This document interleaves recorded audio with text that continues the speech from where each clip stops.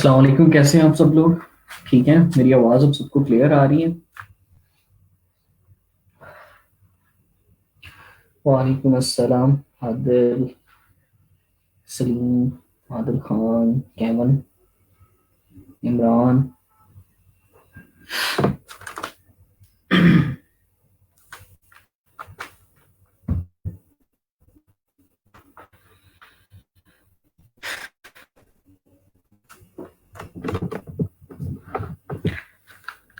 कैसा रहा कल का लेक्चर आपका? प्रैक्टिस की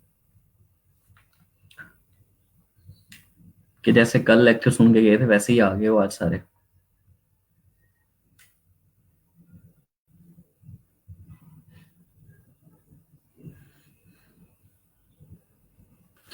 यार मैंने लास्ट टाइम भी बताया था कि आपने अटेंडेंस जो है वो ये जो ई रोजगार यूटी टेक्सला 10th बैच का ग्रुप है इसमें आपने, ठीक है, ये आपके पास जुन्नीद अली और ये इन्होंने पोस्ट की हुई है पिन, ठीक है।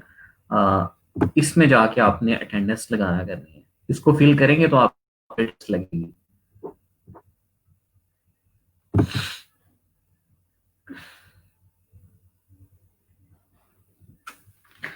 ठीक है आदिल, हम आज हमारा टाइपोग्राफी से रिलेटेड ही है कंप्लीट लेक्चर। ठीक है, अलाइनमेंट टूल और टाइपोग्राफी को लेके आज हम चलेंगे, तो वो उसमें हर चीज क्लियर हो जाएगी। No issue.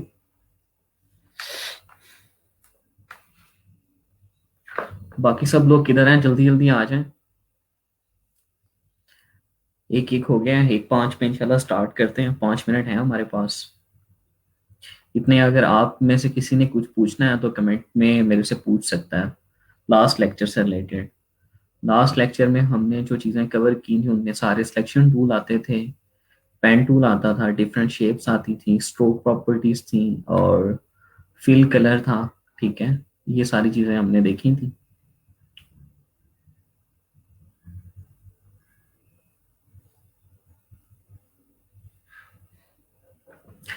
या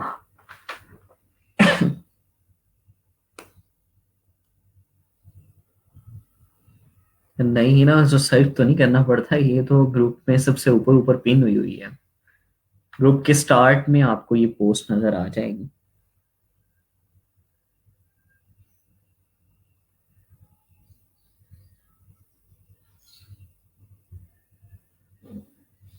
गुड एसन। वाह। रोजाना कहता हूँ मैं आप लोगों से कि जल्दी जल्दी लाइव आया करें। देखें अभी तक एक दो हो गए हैं और 9 लोग हैं आप। और जब लेक्चर के मिड में हम चाहते हैं तो 20-22 तक पहुंचे होते हैं।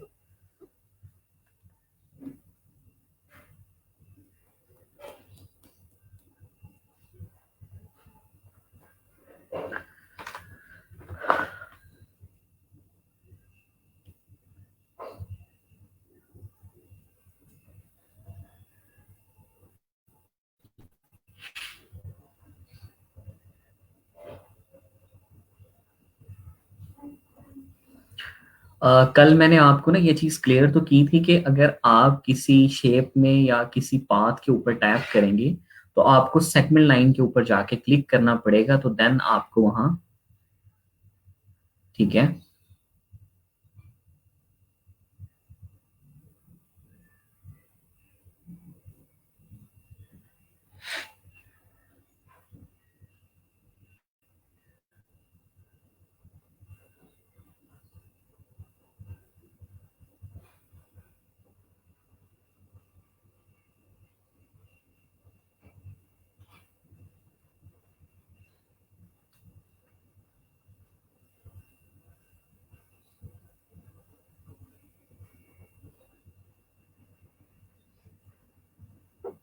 चलिए ठीक है, आज हम आज के लेक्चर स्टार्ट करते हैं। एंड पे आपकी जो भी क्यूरीज होंगी फिर हम उसको डिस्कस कर लेंगे, आज के लेक्चर से रिलेटेड भी और कल कल से रिलेटेड भी।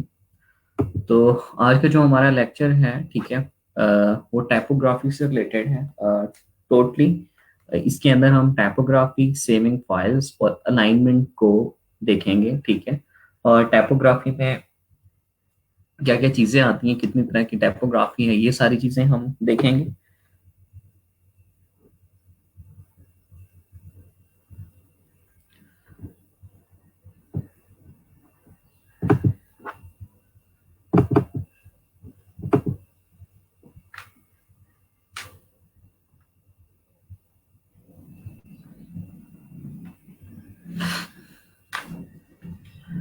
ठीक है, ये आपके पास एक स्लाइड शो हो रही है।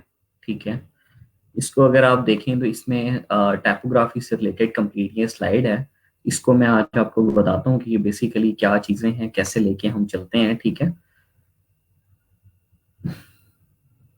हमारे पास जो फॉन्ट हैं वो बेसिकली तीन तरह के होते हैं। एक हमारे पास फॉन्ट होते हैं कि जो सेरिफ फॉन्ट होते हैं, एक हमारे पास होते हैं सैंस सेरिफ, और एक हमारे पास होते हैं डेकोरेटिव फॉन्ट। ठीक है, जिसमें हमारे पास स्क्रिप्ट भी आ जाता है, सारी डेकोरेटिव फॉन्ट के अंदर चीजें आ जाती हैं। और आज हम ये चीजें देखेंगे ये कहाँ कहाँ यूज होते हैं, सेरिफ फॉन्ट कौन से होते हैं, सैंस सेरिफ कौन से होते हैं, डेकोरेटिव कौन से होते हैं।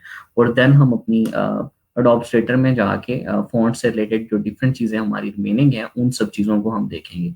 ठीक है, अक्सर आप जो फॉन्ट यूज कर रहे होते हैं उनमें कॉर्नर से आपको नजर आ रहे होते हैं। बेसिकली सेरिफ का मतलब ही ये है कि जो आपको ये कॉर्नर से नजर आते हैं, जिस तरह आपको यहाँ लिखा भी हुआ है कि सेरिफ स्लैंटेड। ठीक है, अगर हम यहाँ लिखें तो सेरिफ हॉरिजेंटल, यानी कि ये थोड़ा सा स्लांट हुआ है तो स्लैंटेड, और ये हमारे पास हॉरिजेंटल है तो ये सेरिफ हॉरिजेंटल। ठीक है, और अगर हम उसको थिक हॉरिजेंटल यानी कि उसका स्ट्रेस ना हो, टोटली वेटेड आपका हो सेरिफ, यानी कि जो हमारे फॉन्ट जितने भी होंगे जिनके कॉर्नर्स होंगे उनको हम सेरिफ फॉन्ट्स कहते हैं। ठीक है, अब सेरिफ फॉन्ट्स ज्यादातर जो हमें दिखाई देते हैं वो मैगजीन कवर्स में।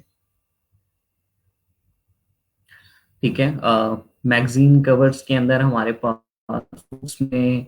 ठीक है, यानी कि जो हमारे पास राइटिंग ज्यादा यानी कि बुक्स होती हैं या हमारा कोई ओल्ड डिजाइन होता है, ठीक है, उनके अंदर हमें ज्यादातर जो फॉन्ट नजर आ रहे होते हैं वो सेरिफ फॉन्ट नजर आ रहे होते हैं। ठीक है, अब यहाँ अगर हम देखें तो इनमें सेरिफ फॉन्ट्स में डिफरेंट टाइप्स हैं। ठीक है, अब जैसे यहाँ है, यहाँ डायगोनल स्ट्रेस है। ठीक है, यानी कि आपका यहाँ से देखें कि डायगोनल थोड़ा सा स्ट्रेस हुआ है। ठीक है, और यहां से अगर आप देखें तो ये वर्टिकल स्ट्रेस है आपके पास। ठीक है, और अब अगर यहाँ हम इस चीज को देखें तो ये ज्यादातर जो फॉन्ट है बॉडी यानी कि बॉडी टेक्स्ट जो हमारा होता है, जो कि हम अपने पैराग्राफ्स में लिख रहे होते हैं, उनके लिए हमें ये ज्यादातर सूट करते हैं। ठीक है, अगर हम यहाँ आए तो ये हमारे पास ज्यादातर जो है जो वर्टिकल स्ट्रेस फॉन्ट होते हैं। अगर हम कोई चीज टाइप कर रहे हैं, कोई बुक में कोई हेडिंग वगैरह लिख रहे हैं, या कहीं किसी पोस्टर में या कहीं भी कोई हेडिंग लिख रहे हैं, तो वहां ये हम ज्यादातर यूज कर रहे होते हैं। ठीक है,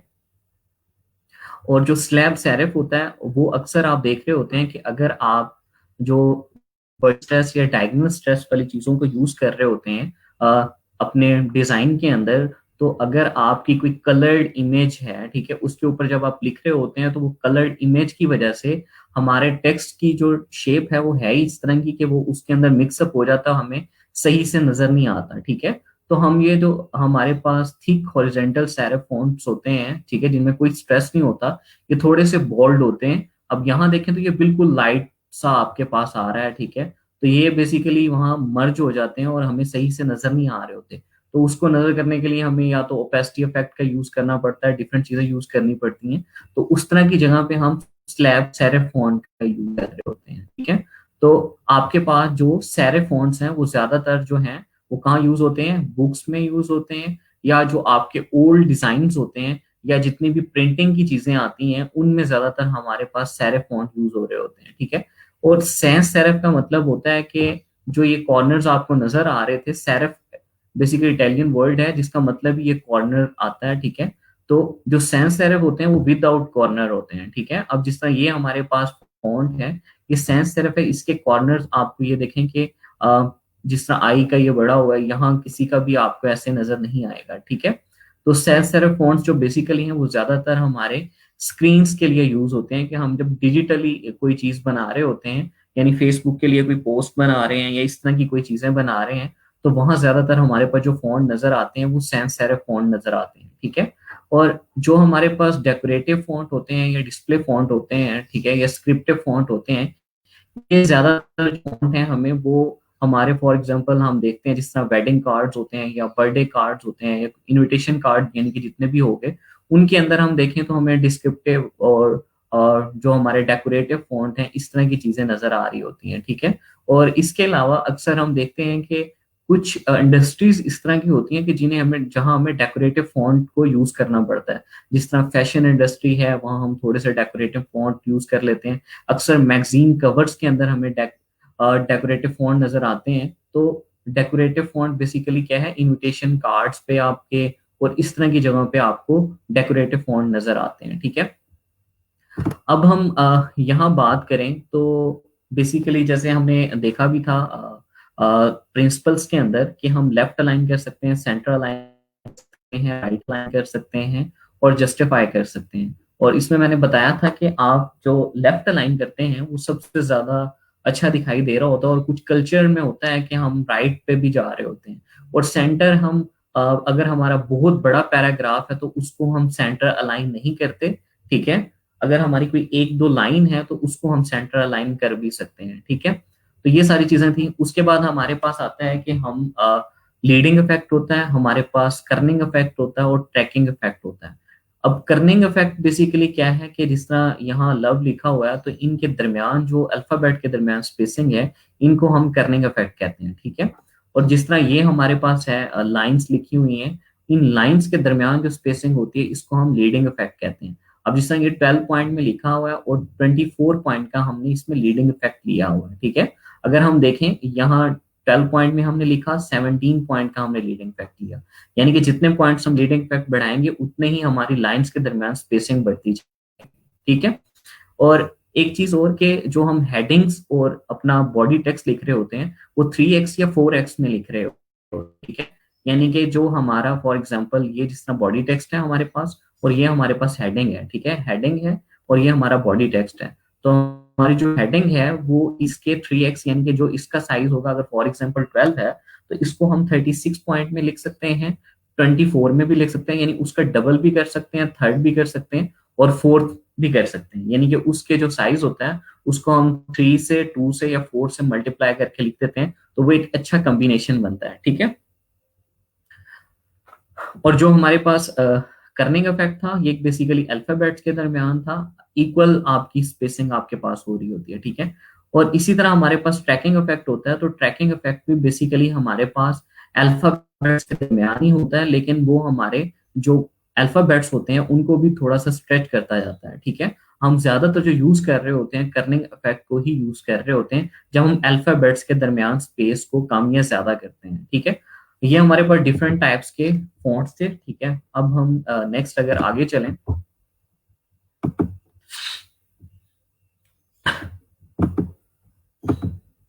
तो आपके पास ये डिफरेंट साइट्स आती हैं। जिस तरह यहाँ आपके पास एक साइट नजर आ रही है आपको 101fonts.com, कि अगर आपने कोई भी फॉन्ट लेना है, जिस तरह आपके पास कुछ फॉन्ट तो वहां थे कि आपने जैसे एडोब में गए, आपने यहाँ कोई भी चीज टाइप की। ठीक है,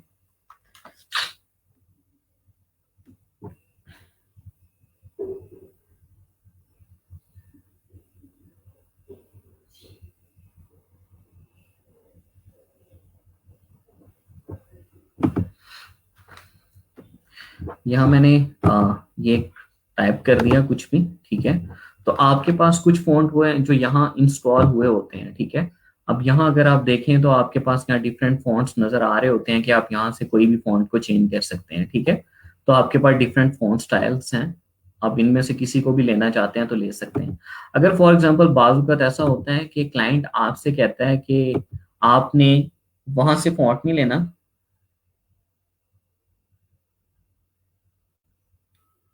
और कर्सर कैमन स्लिम कर्सर यूज कर रहा हूं मैं, ऐसे तो नहीं बोल रहा था, कर्सर के साथ सारी चीजों को दिखा दिखा के ही बता रहा था। ठीक है, अगर आपको कोई चीज क्लियर नहीं हुई तो आप जब हम एंड पे हम करेंगे तो दोबारा मैं रिपीट कर दूंगा। ठीक है, अब यहाँ हमारे पास एक फॉन्ट है कि अगर फॉर एग्जांपल हमें वहां से कोई फॉन्ट अच्छा नहीं लग रहा तो हम यहाँ से आके 101 फॉन्ट है आपके पास, डॉ फॉन्ट है। ठीक है, अब यहाँ इसकी फॉन्ट कैटेगरीज में जाएं तो आपको डिफरेंट कैटेगरीज मिल जाती हैं कि आपने सेरेफ फॉन्ट लेने हैं, सैंस सेरेफ लेने हैं। ठीक है, या वेडिंग, बेबी शावर, बर्थडे से रिलेटेड फॉन्ट्स लेने हैं। ठीक है, और हैंड राइटिंग आपके पास होने चाहिए, थीम से रिलेटेड कि आप कोई जो पोस्टर डिजाइन कर रहे हैं या टीवी या म्यूजिक से रिलेटेड है या एथलेटिक्स से रिलेटेड है, स्पोर्ट्स से रिलेटेड है, तो यहाँ आपको डिफरेंट टाइप्स के सारे फॉन्ट्स मिल जाते हैं। ठीक है, अब यहाँ एक चीज ये कि आप यहाँ से किसी भी तरह का फोन डाउनलोड कर सकते हैं। सिंपली आप यहाँ डाउनलोड करते हैं तो आपके पास दो तरह की फाइल जो है वो डाउनलोड होती है। एक आपके पास OTF फाइल होती है और एक TTF फाइल होती है। ठीक है, ये मैं अभी आपको एक आदत डाउनलोड करके दिखा भी दूंगा। और एक चीज और, के बजाय इसके कि आप फोन को डाउनलोड कर लें, इंस्टॉल करें, देन आप एडोब में जाएं और आपको पता चले कि ये तो नहीं अच्छा लग रहा, तो आपके पास यही ऑप्शन होता है कि आप जिस टेक्स्ट के लिए या जिस हेडिंग के लिए, फॉर एग्जांपल हम यहाँ लीडर एकेडमी लिख देते हैं, तो हमारे जितने भी यहाँ फॉन्ट हम सर्च करेंगे वो सारे के सारे क्या होंगे कि यहाँ लीडर एकेडमी ही लिखा हुआ आ रहा होगा, कि ताकि हम अपना जो फॉन्ट जो हमने यहाँ टेक्स्ट लिखा है, अब जैसे ये देखें कि लीडर एकेडमी लिखा हुआ रहा। अब फॉर एग्जांपल जैसे यहाँ कोई फॉन्ट होता है तो उसी का यहाँ लिखा होता है, तो वो हमें वहां अच्छा लग रहा होता है। लेकिन जो हमारा टेक्स्ट है, जो हम लिखना चाहते हैं, हेडिंग या कुछ भी लिखना चाहते हैं, तो हम उसको यही देख लेते हैं कि बेसिकली वो इस फॉन्ट के अंदर कैसा दिखाई देगा। ठीक है, अब यहाँ से अगर मैं कोई भी कैटेगरी सिलेक्ट करता हूँ, फॉर एग्जांपल मैं कर देता हूँ, ठीक है, यहाँ से हम कर लेते हैं फॉर एग्जांपल मूवीज से रिलेटेड कर लेते हैं। ठीक है, तो ये हमारे पास सारे के सारे जो फॉन्ट्स हैं वो मूवीज से रिलेटेड हमारे पास शो होंगे, कि डिफरेंट जो मूवीज के पोस्टर वगैरह या हमने कहीं यूज करने हैं तो उस तरह के फॉन्ट्स हमारे पास यहाँ दिखाई देने लग जाएंगे। ठीक है, कि वहाँ हम इस तरह के कुछ यूज कर सकते हैं। अब हमने जो अपना टेक्स्ट डिस्प्ले किया था यहाँ, ठीक है, और इसके अगर हम साइज को बढ़ाना चाहते हैं, इसको डिफरेंट कलर हम चेंज करना चाहते हैं, तो यहाँ से वो भी हम सारी चीजें कर सकते हैं। और यहाँ हम देख सकते हैं कि बेसिकली हमारा जो टेक्स्ट है जो हमने अपने पोस्टर के अंदर या कहीं यूज करना है, वो इस फॉन्ट के अंदर कैसा दिखाई दे रहा है। तो हमें यहीं से अंदाजा हो जाता है, और यहाँ से हम मजीद अगर आगे नेक्स्ट देखना चाहते हैं तो यहाँ से देख सकते हैं। और अगर हमने इसको डाउनलोड करना है तो सिंपली आप यहाँ क्लिक करते हैं। कुछ आपके पास फॉन्ट्स होते हैं कि जो आपको परचेज करने पड़ते हैं, और कुछ आपके पास फ्री होते हैं। जब आपके पास कोई क्लाइंट आता है और उसे कोई फॉन्ट चाहिए, तो आप, अगर वो पेड है, तो आप क्लाइंट से कहते हैं कि ये फॉन्ट पेड है, आप मुझे परचेज करके दे दें। ऐसा नहीं होता कि आपने खुद से परचेज करना और खुद से यूज करना है। ठीक है, तो आप क्लाइंट से कहते हैं, अगर वो उसे वही चाहिए तो आप उसे कहते हैं कि मुझे परचेज करके दे दें। ठीक है, अब सिंपली मैं यहाँ डाउनलोड के बटन पे फॉर एग्जांपल क्लिक करता हूँ, मेरे पास ये वाला जो फॉन्ट है, ये मेरे पास एक जिप फाइल डाउनलोड हो जाएगी। ठीक है, ये मेरे पास होना स्टार्ट हो गई है। न्यू इन फ्यूचर के नाम से ये फॉन्ट था। ठीक है,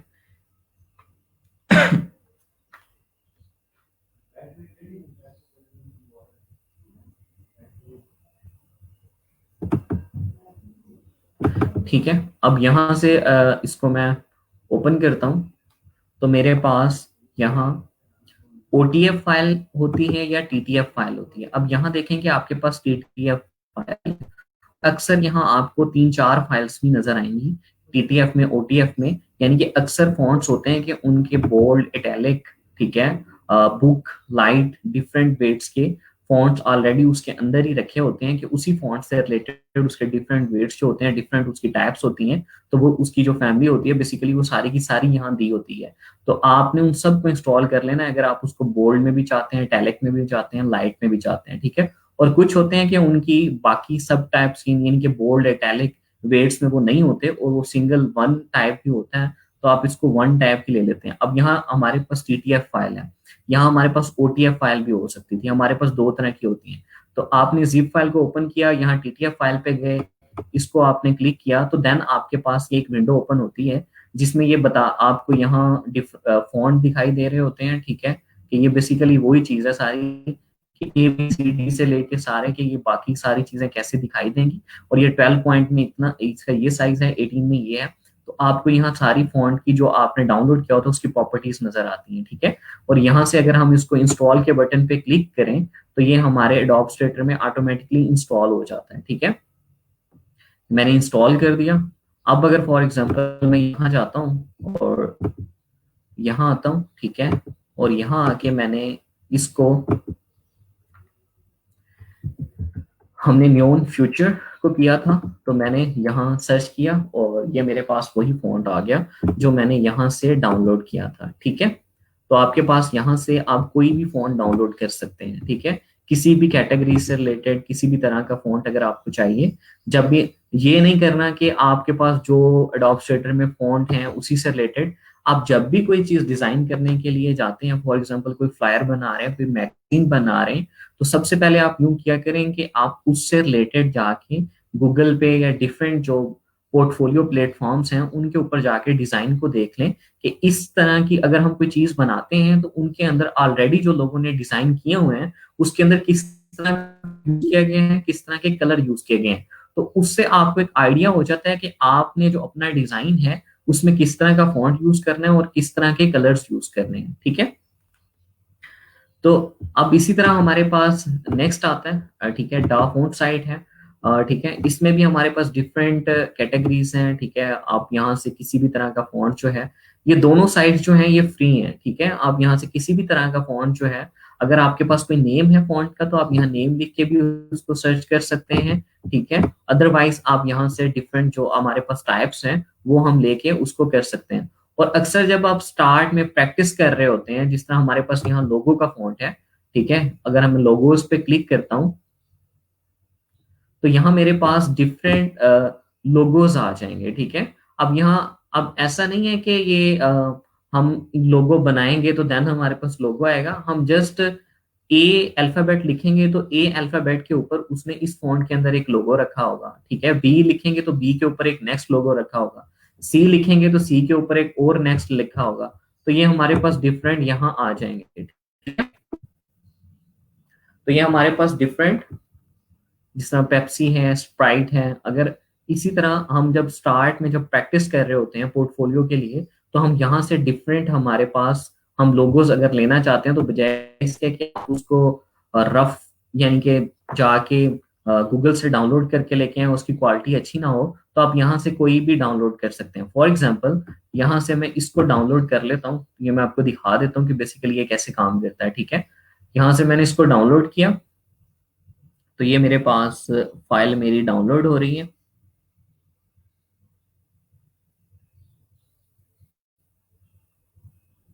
ठीक है, इसको मैंने क्लिक किया और इसको मैं वैसे ही सीधे आपके पास फाइल ओपन होगी, ये टीटीएफ फाइल ही है। ठीक है, इसमें कंफ्यूज नहीं होना, आपको टीटीएफ फाइल और ओटीएफ फाइल ही मिलती है। आप इसमें से कोई भी इंस्टॉल कर लें तो आपके पास फॉन्ट इंस्टॉल हो जाता है। ठीक है,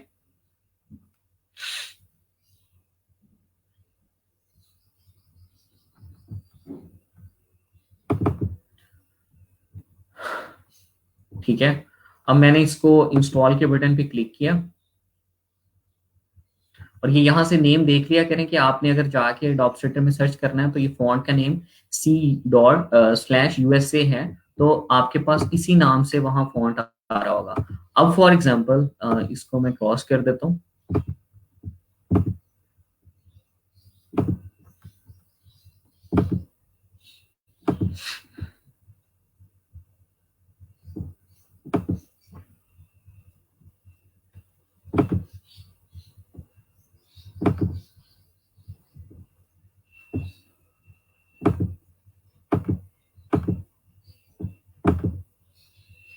ठीक है, मैं एडोब स्ट्रक्चर में गया। अब फॉर एग्जांपल मैं यहाँ से टाइप टूल लेता हूँ और यहाँ मैं आके जस्ट ए टाइप करता हूँ और ए को मैं सिलेक्ट करता हूँ और देन मैं यहाँ जाता हूँ फॉन्ट्स में और यहाँ से जाके मैं सी टाइप करता हूँ तो ये मेरे पास CUSA आ रहा है।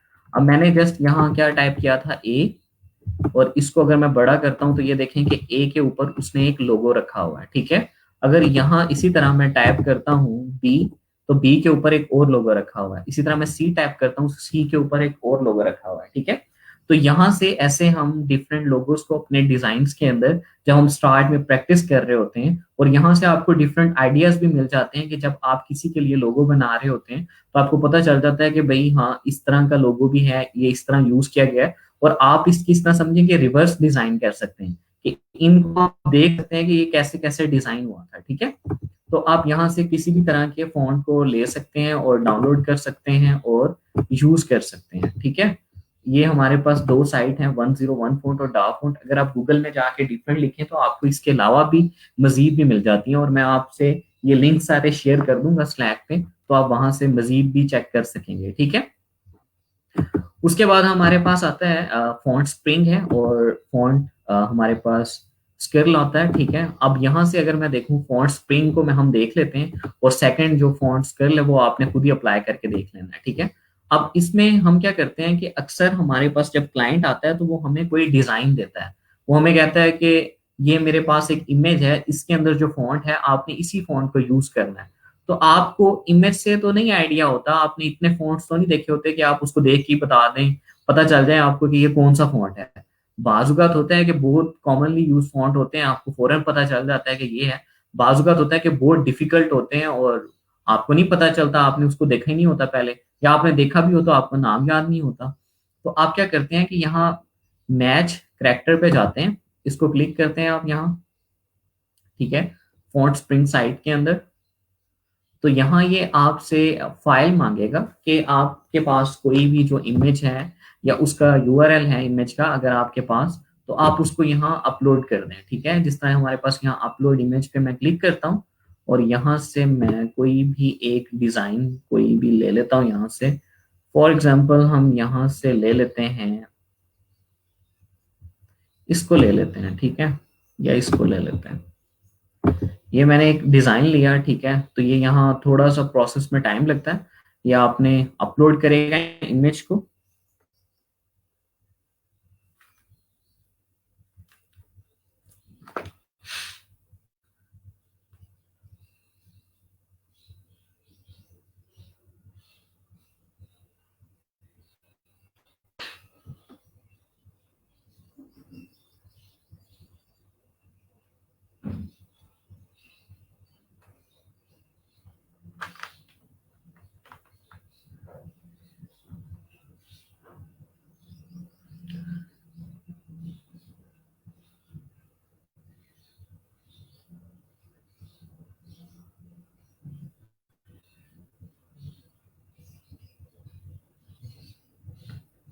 ठीक है, तो यहाँ आपके पास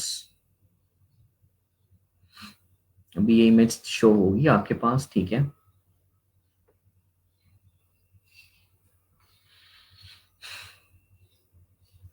तो आप इस इमेज के अंदर से बताते हैं कि बेसिकली आपने कहाँ से कौन सा फॉन्ट सेलेक्ट करना है और कौन सा फॉन्ट आपको चाहिए। ठीक है, अब यहाँ अगर आप जाएं,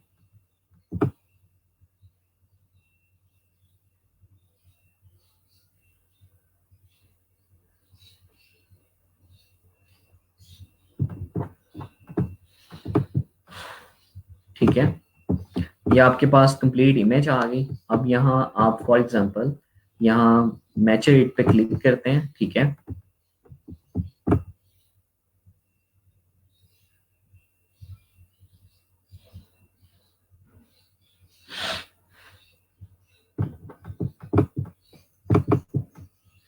ये अभी अपलोड हो रहा है, सही से हुआ नहीं है। तो यहाँ आपके पास रेड कलर के, अब ये जैसे आपके पास आ गया। ठीक है,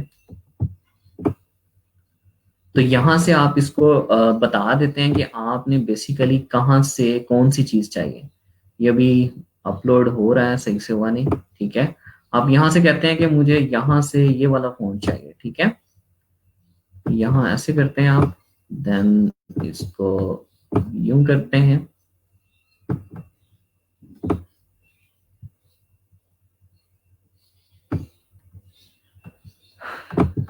ठीक है, तो ये आपको रेड लाइन भी बनी हुई आ रही है कि यहाँ से बेसिकली आपको ये वाला फॉन्ट चाहिए। तो आप यहाँ मैच रेट पे क्लिक करते हैं, तो ये इससे रिलेटेड आपको फॉन्ट को सर्च करके दे देगा अगर उसके पास होंगे। बाजुकात होता है कि आपके पास उससे रिलेटेड फॉन्ट नहीं होते, और बाजुकात होता है कि वो जज ही नहीं कर पा रहा होता है कि ये कौन सा फॉन्ट है। ठीक है, लेकिन बाजुकात क्या होता है कि आपकी जो इमेज से रिलेटेड जितने भी फॉन्ट्स होते हैं, ठीक है, ये अभी इससे कोई भी नहीं मिला। हम मजीद इसको कर देते हैं कि हम यहाँ से जस्ट सी करेक्टर ले लेते हैं। ठीक है,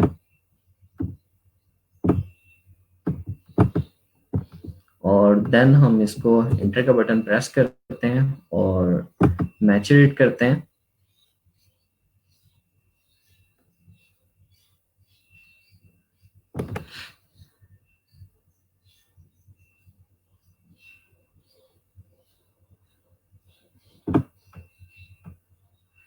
अभी भी इससे कोई नहीं मिला, ठीक है।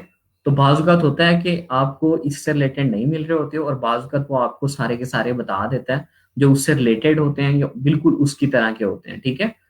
तो आपको यहाँ सारे के सारे वो नेम बता देता है। और अक्सर यहाँ फॉन्ट स्प्रिंग पे जब आप देखेंगे तो वो जो आपको फॉन्ट दिखा रहा होगा, जिस तरह आपके पास यहाँ फॉन्ट नजर आ रहे हैं तो वो ऐसे ही आपको दिखा रहा होगा, और वो मोस्टली पेड दिखा रहा होता है। तो आपने यूं नहीं करना कि उसको परचेज करना है, आपने जस्ट उसका नेम कॉपी करना है वहां से जो फॉन्ट स्प्रिंग में आपके पास शो हो रहा होगा, ठीक है। उनको आके इन फ्री साइट्स के ऊपर आपने सर्च कर लेना है। जो आपके पास 101 फॉन्ट है या डा फॉन्ट है, तो यहाँ आके आप जब सर्च करेंगे तो आपको ऑटोमेटिकली वो फॉन्ट यहाँ से मिल जाएगा। कुछ होते हैं कि जो मिल जाते हैं, कुछ होते हैं वो नहीं मिलते, ठीक है। लेकिन मोस्टली होते हैं जो मिल जाते हैं, ठीक है। तो आप इस तरह फॉन्ट्स को इमेज से भी सर्च कर सकते हैं, ठीक है। और अपने डिफरेंट जो आपके पास फॉन्ट्स हैं यहाँ से कोई भी आप डाउनलोड करना चाहते हैं तो आप वो भी सारे कर सकते हैं, ठीक है। तो ये आपके पास था फॉन्ट डाउनलोड्स के लिए। अब हम चलते हैं सॉफ्टवेयर्स में, ठीक है। फॉर एग्जांपल यहाँ से हम देखते हैं, अभी जो मैंने लीडिंग इफेक्ट बताया, ट्रैकिंग इफेक्ट बताया, ठीक है। इसके अलावा आज हमने जो चीजें देखनी है वो अलाइनमेंट टूल देखनी है। कि फॉर एग्जांपल यहाँ से मैंने ये फॉन्ट लिया, ठीक है। इसको मैं नीचे यहाँ एक लाइन और लिख दी, उसके बाद मैंने एक लाइन को और लिख दिया, ठीक है। अब यहाँ अगर हम देखें तो यहाँ हमारे पास कैरेक्टर की प्रॉपर्टीज आ रही होती हैं, ठीक है। अब यहाँ हमारे पास ये लीडिंग इफेक्ट है, ठीक है। अगर हम लाइंस के दरमियान स्पेस को कम या ज्यादा करना चाहते हैं, अक्सर होता है कि आपकी स्पेस बहुत ज्यादा होती है और आप हेडिंग कोई लिख रहे होते हैं, उसके दरमियान आप स्पेस कम करना चाहते हैं, और अक्सर होता है कि स्पेस को ज्यादा करना चाहते हैं। तो आप अपनी लाइंस के दरमियान लीडिंग इफेक्ट के थ्रू स्पेस को कम कर सकते हैं, ठीक है। अब अगर हम यहाँ देखें तो ये हमारे पास क्या है, ट्रैकिंग इफेक्ट है। अब ट्रैकिंग इफेक्ट क्या करता है कि आपके जो अल्फाबेट्स होते हैं, ठीक है। फॉर एग्जांपल ये आपका एक, आपने जो भी चीज लिखी थी, आपने इसको सिलेक्ट किया, देन आप यहाँ चले गए ट्रैकिंग इफेक्ट पे। अब ये क्या करेगा कि इक्वल स्पेस दे रहा होगा आपके तमाम अल्फाबेट्स के दरमियान में, ठीक है। उसके बाद अगर आप हॉरिजॉन्टल स्केल करते हैं तो ये 100% उसको स्केल करता जाएगा ऑटोमेटिकली, ठीक है। अब ये जो स्केल करते हैं तो ये उसके यानी कि टोटली उसको स्केल करता जा रहा है, यानी कि उसकी विड्थ को बढ़ाता जा रहा है हमारे टेक्स्ट की। उसके दरमियान स्पेसिंग को कम नहीं कर रहा, उसको स्केल कर रहा है। तो आप अक्सर अब जब उसकी स्केल करते हैं तो उसका जो है वो इमेज, जो आपका टेक्स्ट होता है वो स्ट्रेच सा हो जाता है। तो आपने स्केल नहीं करना, आपने क्या करना है, leading effect sorry tracking effect इसके ऊपर अप्लाई करना है। करनिंग इफेक्ट होता है अक्सर जगह लिखा हो, अक्सर ट्रैकिंग, तो आपने करनिंग या ट्रैकिंग यूज करना है कि जो आप अगर आप अल्फाबेट के दरमियान स्पेस को कम या ज्यादा करना चाहते हैं, ठीक है। उसके बाद आपके पास एक चीज आती है कि फॉर एग्जांपल यहां से मैंने कोई भी चीज ली, ठीक है। जैसे कि मैं यहाँ ये इसी को ले लेता हूँ जो मैंने पहले लिखा हुआ था, ठीक है। इसको मैंने लिया, अब यहाँ से मैंने टाइप टूल में गया।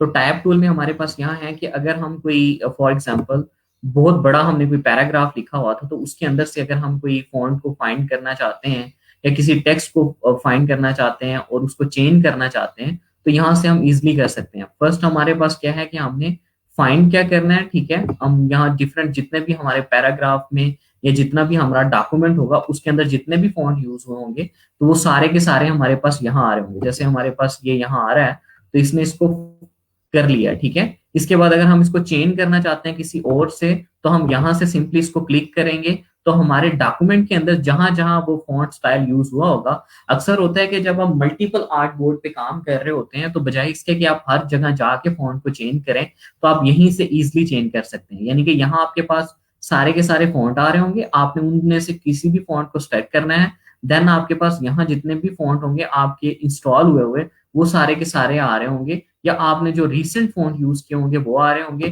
ठीक है। यहाँ से अगर आप कहते हैं कि पूरा, ठीक है, सारे का सारा भी आ सकता है, डॉक्यूमेंट आपका कंप्लीट भी आ सकता है, तो आप यहाँ से चेंज करके यहाँ से करके तो वो उसको चेंज कर देगा, ठीक है।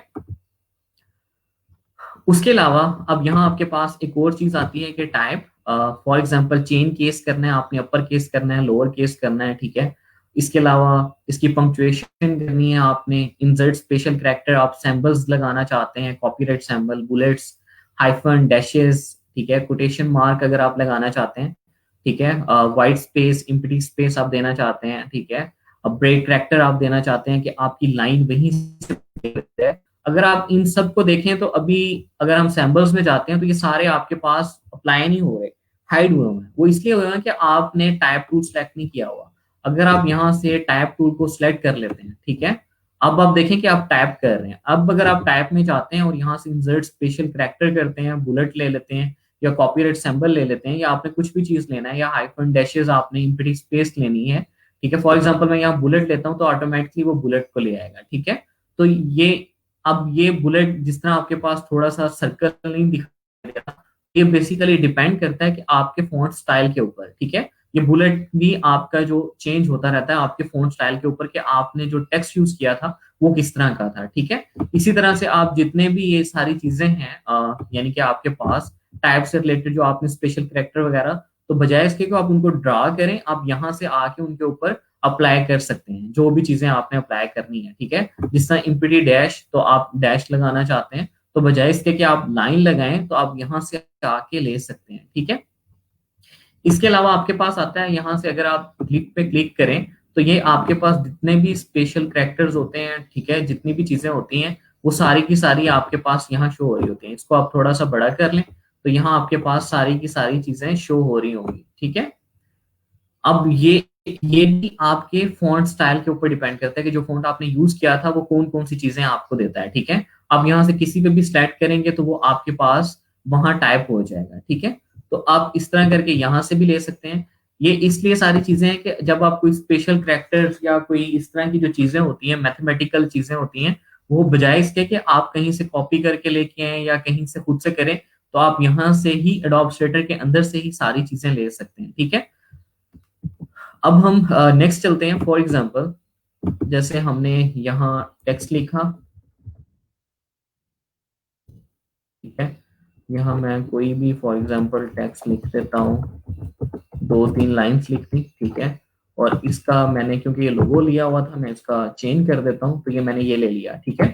अब ये देखें कि इसके दरमियान स्पेसिंग, अगर मैं इंटर का बटन प्रेस के नीचे गया तो स्पेसिंग बेसिकली लीडिंग इफेक्ट जो है हमारा लाइंस के दरमियान वो बहुत ज्यादा हुआ है, ठीक है।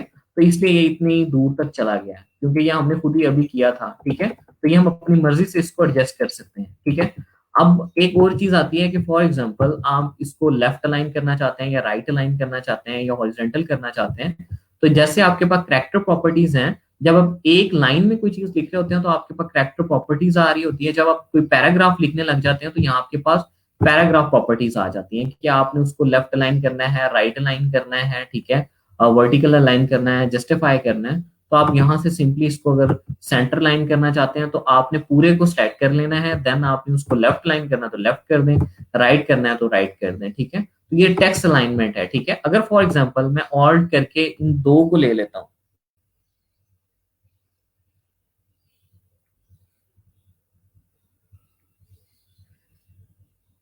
बाकी किसी को भी इशू आ रहा है मेरी वॉइस का?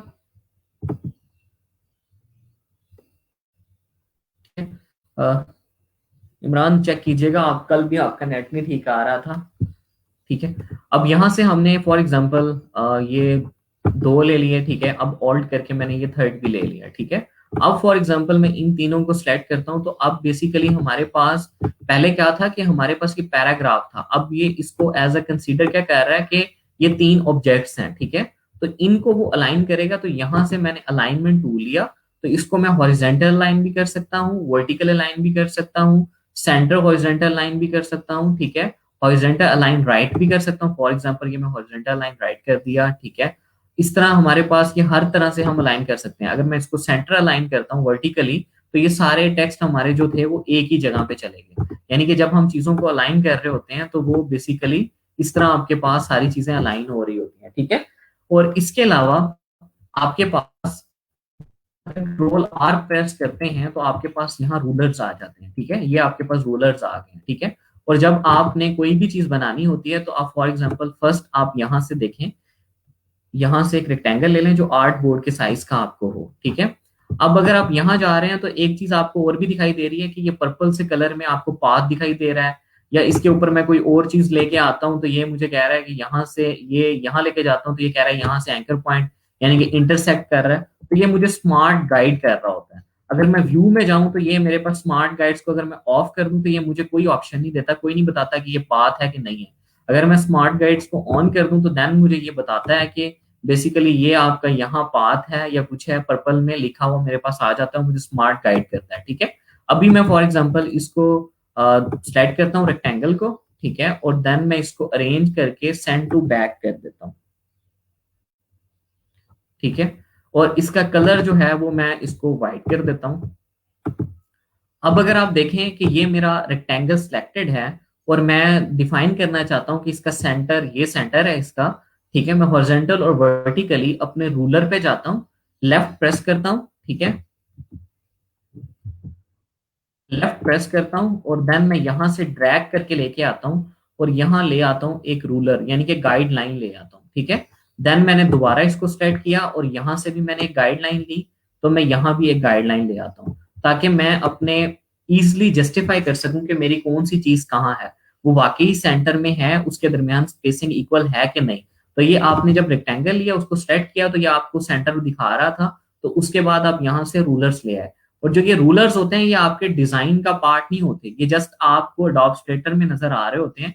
जब इस फाइल को आप सेव करते हैं तो देन आपके पास ये चीज नजर नहीं आ रही होती। ठीक है, ये यहाँ जस्ट आपकी गाइड्स होती हैं, और इन गाइड्स को अगर आप चाहते हैं कि आप ये सिलेक्ट करें तो ये सिलेक्ट ना हो, जैसा कि अगर मैं यहाँ से सिलेक्ट करता हूँ इसको तो ये गाइडलाइन भी सिलेक्टेड है। आप चाहते हैं कि गाइडलाइन को आप लॉक कर दें तो आप राइट क्लिक करें, लॉक गाइड्स कर दें। ठीक है, तो अब क्या करेंगे कि अब अगर फॉर एग्जांपल कंट्रोल आपने यहां से इसको सिलेक्ट किया तो आपकी गाइडलाइन सिलेक्ट नहीं हुई क्योंकि आपकी गाइडलाइन अब लॉक हो चुकी है। ठीक है, ये वैसे भी आपके डिजाइन का पार्ट नहीं होता, कि जस्ट आपको ये बता रहा होता है कि आपका सेंटर पॉइंट ये है, आपने यहां से इस चीज को मैनेज करना है। ठीक है, तो ये सारी चीजें आपके पास गाइडलाइन से आती हैं। अब गाइडलाइन ये नहीं है कि सेंटर में ही लेनी है। फॉर एग्जांपल जब आप कोई टेक्स्ट लिख रहे होते हैं या पैराग्राफ लिख रहे होते हैं तो आप गाइडलाइन, जैसे यहाँ मैंने टेक्स्ट लिखा, अब यहाँ से मैं हर टेक्स्ट को स्टार्ट करना चाहता हूँ तो मैं यहाँ गाइडलाइन ले लेता हूँ कि मेरा टेक्स्ट जो है वो यहाँ तक रहे और इधर से यहाँ तक रहे। ठीक है, तो इससे आगे ना जाए। ठीक है, तो इस तरह करके मैं गाइडलाइन की हेल्प से अपनी चीजों को मेंटेन कर सकता हूँ कि स्पेसिंग मेरी कहाँ है। और अगर मैं यहाँ से गाइडलाइन लेता हूँ तो मैं यहाँ से यूं कर सकता हूँ। ठीक है, और यहाँ से यूं कर सकता हूँ। अगर जैसे मैंने आइकन्स लेने होते हैं तो मैं कहता हूँ कि आइकन मेरा इसके अंदर आए। ठीक है, तो मैं इस तरह करके इसकी कॉपीज ले सकता हूँ। ठीक है, अब मैं फॉर एग्जाम्पल इसको गाइड को, ठीक है, राइट क्लिक करके आपने गाइड के ऊपर क्लिक किया, देन आपने किया तो आप इसको यहाँ से अनलॉक भी कर सकते हैं। ठीक है, और देन आप इसको अगर ड्रैग करना चाहते हैं तो ऑल्ट के साथ इसको ड्रैग भी कर सकते हैं गाइडलाइन को। ठीक है, अगर आप यहाँ से लेके आना चाहते हो तो यहाँ से भी लेके आ सकते हैं और ऑल्ट के साथ भी कर सकते हैं। और अगर आपके पास ऑप्शंस ना आ रहा हो तो यहाँ आप जाएं तो ये रूलर्स आपके पास आ रहे होते हैं। अगर आप गाइड्स को हाइड करना चाहते हैं तो हाइड भी कर सकते हैं। ठीक है, रूलर्स को अगर आप शो करना चाहते हैं तो आप रूलर्स को शो भी कर सकते हैं। जो हमारे पास क्या आया था, कंट्रोल आर से आया था ये वाला रूलर। ठीक है, उसके बाद अगर हम गाइड में जाएं तो ये हमारे पास लॉक की थी, तो अगर हम अनलॉक करना चाहते हैं तो अनलॉक भी कर सकते हैं। और अगर गाइड को हम हाइड करना चाहते हैं तो ये हमारे पास हाइड भी हो गई है। ठीक है, तो हमारे पास व्यू के अंदर ये सारे ऑप्शन आ रहे होते हैं। अब मेरे पास बेसिकली गाइडलाइंस लगी हुई हैं लेकिन मैंने हाइड की हुई है। अगर मैं शो गाइड्स करता हूँ तो ये मेरे पास दोबारा आ गई। ठीक है, तो इस तरह हम गाइड्स को हाइड भी कर सकते हैं, शो भी कर सकते हैं। अगर फॉर एग्जांपल जब आप डिजाइन कर रहे होते हैं तो आप गाइड्स को शो करके सारी चीजें डिजाइन कर लेते हैं और बाद में आप कहते हैं कि बजाय इसके कि मैं इसको एक एक करके डेल करूं, तो आप सिंपली क्या करते हैं, व्यू में जाते हैं, गाइड्स को आप क्या कर देते हैं, हाइड कर देते हैं। तो आपका क्लियर डिजाइन नजर आएगा। जो आपने रेफरेंस गाइडलाइन ली थी कि आपका सेंटर अलाइन हो चीजें, या आप उसको मैनेज करना चाहते थे कि इक्वल स्पेसिंग हो, तो वो आपके पास गाइडलाइन से आप उसको मैनेज कर सकते हैं। ठीक है, तो ये हमारे पास था कि हमने अलाइन कैसे करना है। अब यहाँ एक चीज और आती है कि फॉर एग्जांपल अब जैसे ये आपके पास है, ये आपके पास है। ठीक है, अब यहाँ मैं एक चीज लेता हूँ तो पैराग्राफ आ रहा है। ठीक है, अगर मैं दो चीजें लेता हूँ तो मेरे पास, अगर जैसे ये ली मैंने और शिफ्ट प्रेस करके इसको लिया, तो मेरे यहाँ दो चीजें आ जाती हैं। ठीक है, कि मेरे पास अलाइनमेंट टूल मेरा ओपन हो जाता है। ठीक है, अगर अलाइनमेंट टूल आपके पास यहाँ, ये आपके पास अलाइनमेंट टूल ओपन नहीं हो रहा तो इसको आप विंडो से भी लेके आ सकते हैं। और यहाँ से अगर आप अलाइनमेंट टूल देखें तो यहाँ आपको नजर आ रहा होगा, और यहाँ से भी आप अलाइनमेंट टूल को ले सकते हैं। ठीक है, और अब ये देखें कि फॉर एग्जांपल मैंने इसको लिया, ठीक है, इसको लिया और यहां से मैं आके अलाइन को करता हूँ, ठीक है, सेंटर, तो ये कुछ भी नहीं कर रहा क्योंकि मेरा अलाइन टू, अगर हम यहाँ देखें ना अलाइन टूल, तो यहाँ आपके पास एक विंडो चीज आ रही है, यहाँ लिखा हो रहा है अलाइन टू सिलेक्शन, यानी कि अगर आप एक चीज दो चीजों को सिलेक्ट करेंगे तो वो अलाइन करेगा ना उनको दोनों को। अगर आप अलाइन टू आर्ट बोर्ड करते हैं कि आपकी जो भी चीज है वो अलाइन टू आर्ट बोर्ड हो, अगर आप हमने align to artboard click किया हुआ है, तो अब अगर मैं इसको सेंटर अलाइन करता हूं तो ये आर्ट बोर्ड के सेंटर में चला जाएगा। अगर मैं इसको वर्टिकली अलाइन सेंटर करता हूं तो ये आर्ट बोर्ड के वर्टिकली अलाइन सेंटर में चला जाएगा, ठीक है। तो आपने यहां से एक चीज का ख्याल रखना है कि जब आप अलाइन में जाते हैं तो आप अलाइन टू सिलेक्शन करेंगे तो आपकी ऑब्जेक्ट सिलेक्शन से अलाइनमेंट करेगा। अगर अलाइन टू आर्ट बोर्ड करेंगे तो वो ऑटोमेटिकली आपका जो आर्ट बोर्ड ये आपने लिया हुआ है जिसके ऊपर आप काम कर रहे हैं वो उसके सेंटर के हिसाब से उसको चलेगा। और आप इंडिविजुअल एक भी चीज को सेलेक्ट करते हैं तो वो उसको ही हॉरिजेंटल, वर्टिकल और डिफरेंट तरह से अलाइन कर देगा, ठीक है। यहां तक समझ आया? फॉर एग्जाम्पल जैसे हमारे पास ये चीज है, ठीक है, ये हमने एक टेक्स्ट लिया हुआ है, ठीक है। अब इस टेक्स्ट को मैं कहता हूं कि मैं इसको ऑब्जेक्ट बना दूं, ठीक है, मैं इसको चाहता हूं कि मैं इसको ऑब्जेक्ट बना दूं, तो मैं इसको राइट क्लिक करता हूं, क्रिएट आउटलाइन करूंगा तो ये एक ऑब्जेक्ट बन जाएगा। अब इसके पास जब ये ऑब्जेक्ट बन जाता है तो इसकी फॉन्ट की प्रॉपर्टीज नहीं रहती, ना हम इसका फॉन्ट स्टाइल चेंज कर सकते हैं। हम अगर इसका साइज बढ़ाना चाहते हैं तो आप शिफ्ट प्रेस करके करेंगे तो कर सकते हैं। यहाँ से आपको पॉइंट्स वैल्यू नहीं आ रही होंगी, जैसे हम इस टेक्स्ट को लेते हैं तो यहाँ इसकी वैल्यूज आ रही हैं, हम इसका साइज बढ़ाना चाहते हैं तो यहाँ से बढ़ा सकते हैं और कम भी कर सकते हैं, ठीक है। और इसलिए हम यहाँ से भी सारी चीजें फॉन्ट स्टाइल चेंज करना चाहते हैं तो कर सकते हैं। लेकिन अगर हम किसी चीज को ऑब्जेक्ट बना देते हैं तो देन उसकी वो प्रॉपर्टीज चली जाती हैं, ना हम उसका फॉन्ट स्टाइल चेंज कर सकते हैं, ना लीडिंग, ना ट्रैकिंग, ना करनिंग, क्योंकि वो एक ऑब्जेक्ट की उसकी सारी फॉन्ट की प्रॉपर्टीज चली जाती हैं, वो एज अ ऑब्जेक्ट अपने आप को बिहेव कर रहा होता है, ठीक है। अब जैसे हमने इसको एज अ ऑब्जेक्ट बना दिया, अब मैं इसको अनग्रुप करता हूँ, ठीक है, क्योंकि ये ऑब्जेक्ट्स हैं डिफरेंट, तो इसको देखें तो ये आपके पास अलग एक है, ये अलग है, ये अलग है, क्योंकि ये ऑब्जेक्ट्स हैं अब आपके पास।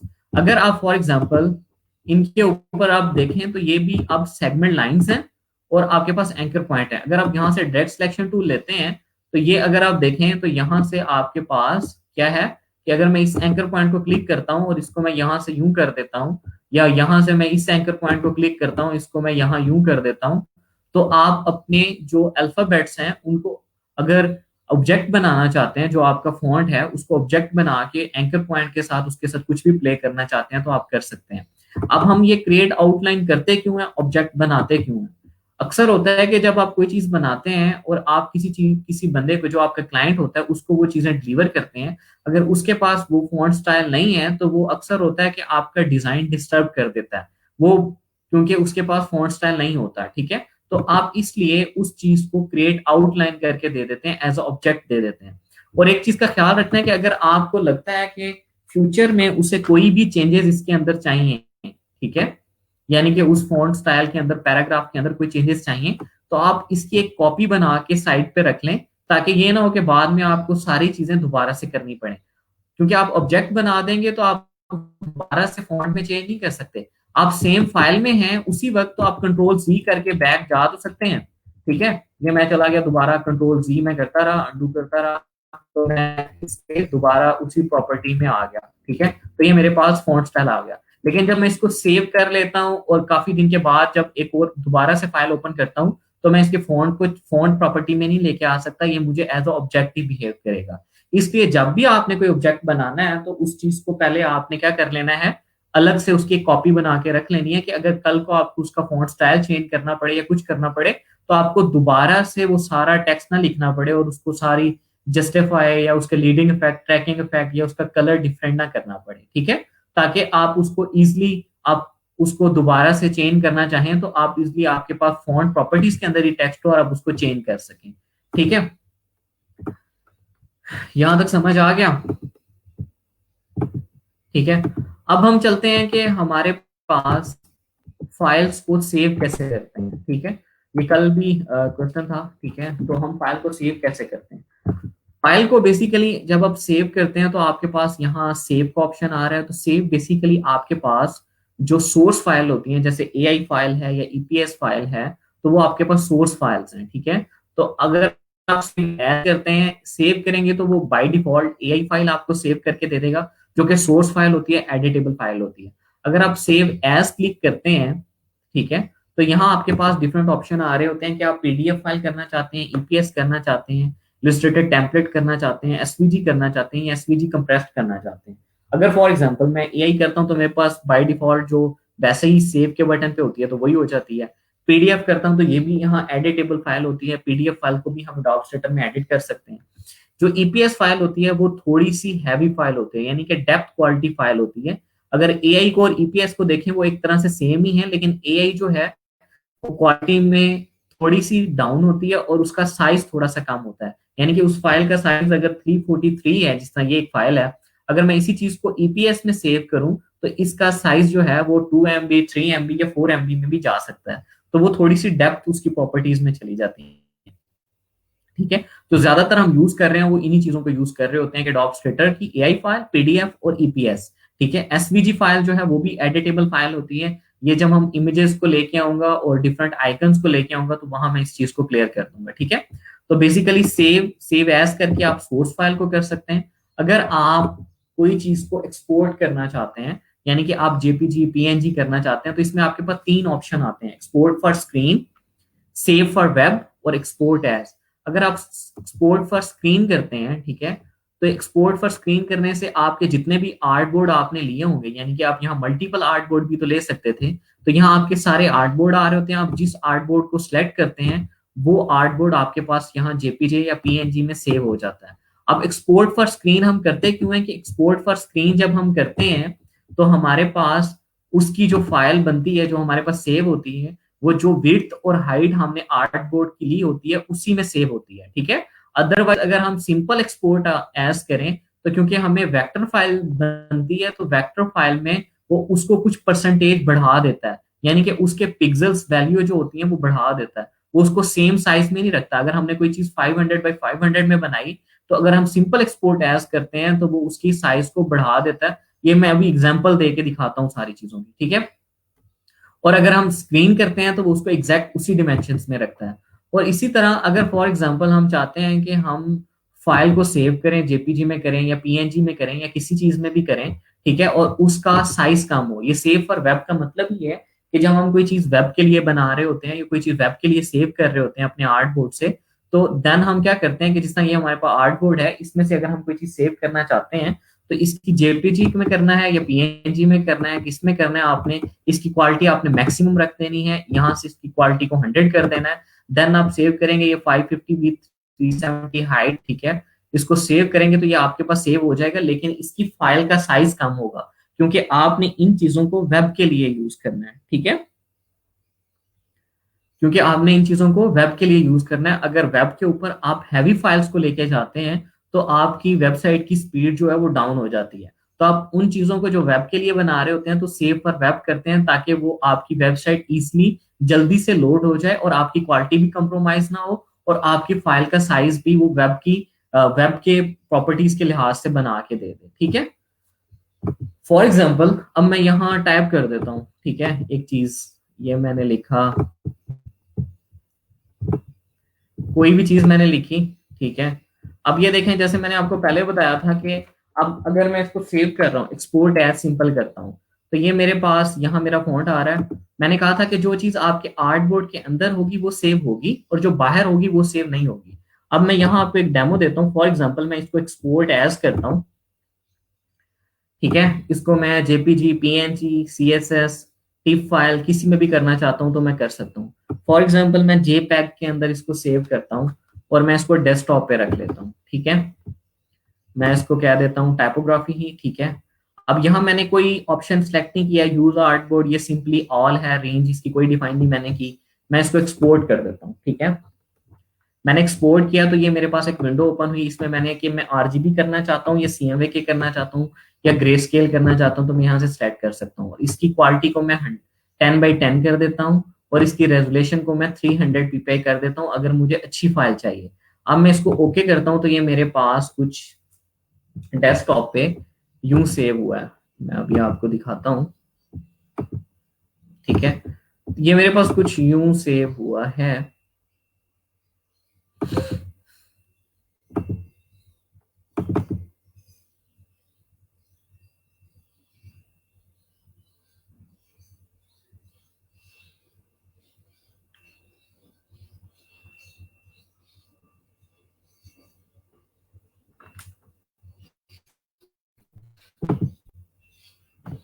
ठीक है। अब अगर यहां से देखें तो आपके पास ये कुछ यूं सेव हो रहा है कि वो आपको बता रहा है कि आपका आर्ट बोर्ड तो यहां तक है, ठीक है, लेकिन आर्ट बोर्ड के बाहर आपके पास कोई चीज पड़ी है, ठीक है।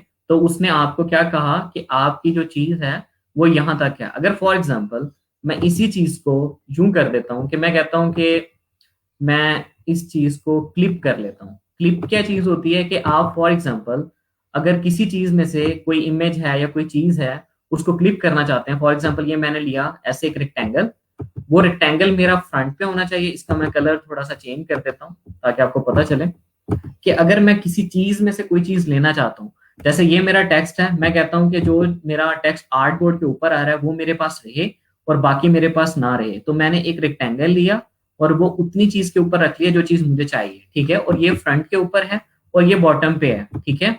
अब मैंने इन दोनों को सिलेक्ट किया और राइट क्लिक किया, मेक क्लिपिंग मास्क कर दिया। तो मेरे पास जो बाकी टेक्स्ट था वो कट हो गया और ये मेरे पास रह गया। लेकिन अगर मैं इसके पास जा रहा हूँ तो इसके ऊपर जाता हूँ तो ये होवर क्या करता है कि इसके पास आर्ट बोर्ड के बाहर भी कोई चीज है, लेकिन मैंने क्लिक कर दिया। अब अगर मैं इसी चीज को दोबारा से एक्सपोर्ट करता हूँ, एक्सपोर्ट एज करता हूँ, और इसी चीज को मैं दोबारा एक्सपोर्ट करता हूँ और इसको मैं रिप्लेस कर देता हूँ, ठीक है, इसकी प्रॉपर्टीज मैं वही सेम रहने देता हूँ। और अब अगर मैं इसको देखता हूं तो ये देखें कि इसने क्या किया है कि ये वाइट एरिया ले लिया है और हमारा जो टेक्स्ट जितना हमने क्लिक किया था वो हमें दिखा रहा है। और ये भी बता रहा है कि ये वाइट एरिया के इससे बाहर भी कोई चीज पड़ी है यहाँ, ठीक है। तो इस चीजों से बचने के लिए कि हमारे डिजाइन के अंदर वाइट एरिया ना आए, आप क्या करते हैं कि आप जब इस चीज को सेव कर रहे होते हैं, file simply export export as किया आपने, आप यहां से यूज आर्टबोर्ड करते हैं, रेंज इसकी 1 कर देते हैं, ठीक है। यानी कि अब आपका आर्टबोर्ड 1 है तो उसका 1। अगर आप ऑल करते हैं तो वो आर्टबोर्ड के अलावा भी इधर उधर जितनी चीजें पड़ी होती हैं, आर्टबोर्ड वाली चीज वो दिखा रहा होता है और बाकी चीजों को आपको वाइट दिखा देता है कि भाई इसके बाहर भी कोई चीज है, ठीक है।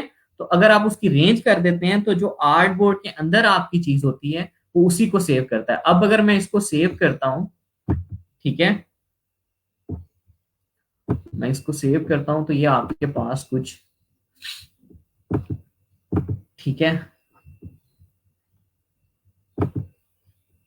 इसको मैंने सेव किया, इसको मैं दोबारा से ओपन करता हूं, ठीक है। अब ये देखें कि टाइपोग्राफी में ये क्या किया, इसने वाइट एरिया नहीं लिया। अब जितनी आपकी फाइल थी वो उतनी की उतनी ही शो हो रही है, ठीक है। तो आपने जब भी इस तरह कोई भी चीज सेव करनी है तो अगर आपके आर्ट बोर्ड के कोई बाहर कहीं चीज पड़ी होगी तो वो उसको as a white area consider कर लेगा। उन चीजों से बचने के लिए जब आप एक्सपोर्ट करेंगे तो एक्सपोर्ट में आके आपने रेंज डिफाइन करनी है। जिस आर्ट बोर्ड को आप सेव करना चाह रहे हैं, यानी कि आपका मल्टीपल आर्ट बोर्ड है, यानी 1 to 6 यहाँ लिखा हुआ आएगा अगर आपने 6 आर्ट बोर्ड लिए हुए हैं। तो अगर आप 5 करना चाहते हैं तो आप यहाँ 5 कर देंगे। अगर आप 4 नंबर आर्ट बोर्ड को सेव करना चाहते हो तो 4 कर लेंगे, ठीक है। अगर आप ऑल करेंगे तो वो ऑल को कर तो देगा एक ही दफा में, लेकिन उसके साथ अगर आपके आर्ट बोर्ड के बाहर कोई चीजें होगी तो वो व्हाइट एरिया भी दिखाएगा। इसलिए आप उसको इंडिविजुअल करें और रेंज डिफाइन कर दें कि आप उसको 1 करना चाह रहे हैं, 5 करना चाह रहे हैं, 6 करना चाह रहे हैं। तो इस तरह आप 1 by 1 उसको सेव कर लें ताकि आपकी एग्जैक्टली जो चीज है, जो डिजाइन है वही सेव हो, उसके अलावा कोई चीज सेव ना हो, ठीक है। ये आज का हमारा सारा लेक्चर था, ठीक है, टाइपोग्राफी से रिलेटेड, फाइल को सेव करने से रिलेटेड। अब अगर आपकी कोई भी क्यूरी है, कुछ भी आपने पूछना है, तो मैं आपसे लिंक शेयर कर देता हूँ, ठीक है, तो आप मेरे से पूछ सकते हैं।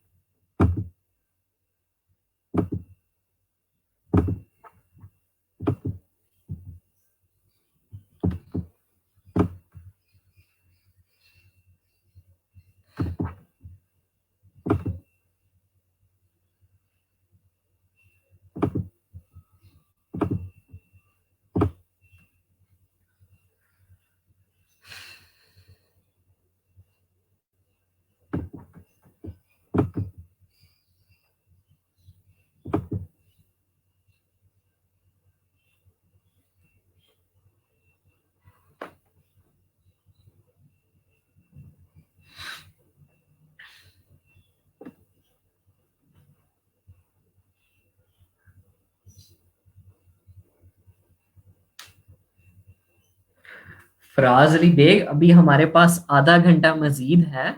आपने ये जो सारी चीजें अभी पढ़ी है ना, इनको अपना लैपटॉप ओपन करें, उसके ऊपर अप्लाई करके देखें। ठीक है, फिर आपके पास क्यूरी आ जाएगी।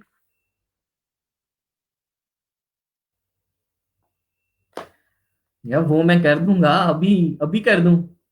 मैं स्लैक के ऊपर लेक्चर अपलोड कर दूंगा बाद में कि हमने क्या क्या चीजें देखी हैं।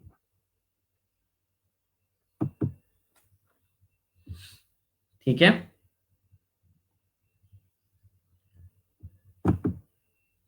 ये मैंने लिंक सेंड कर दिया आपको। अगर आप कुछ भी पूछना चाहते हैं तो यहाँ आ जाए। जी बिल्कुल, उर्दू फॉन्ट हो सकता है, उसके ऊपर हम एक पूरा कंप्लीट लेक्चर रखेंगे, क्योंकि उसके लिए हमें उर्दू कीबोर्ड इंस्टॉल करना पड़ेगा और उर्दू फॉन्ट्स लेने पड़ेंगे। तो वो सारी चीजें मैं आपको एक कंप्लीट उसके ऊपर लेक्चर है जिसमें मैं उर्दू फॉन्ट्स के ऊपर आपको गाइड कर दूंगा। ठीक है,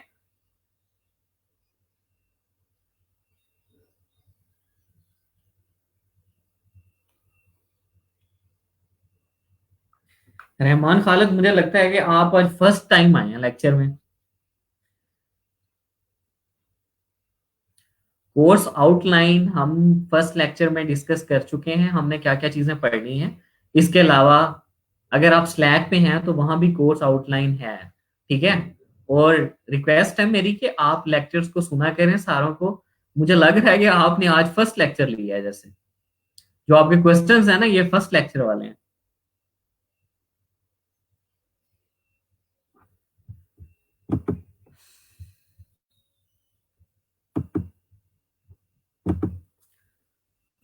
अस्सलाम वालेकुम इमरान।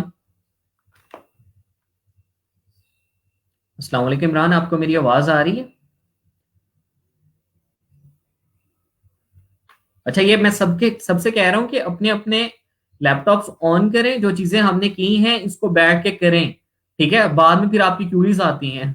तो अभी आप उसको, हमारे पास आधा घंटा जो है इसमें आप इसको करके देखें। उसके बाद आपकी कोई भी क्यूरी आती है तो मैं उसको फिर आपको बता दूंगा। ठीक है,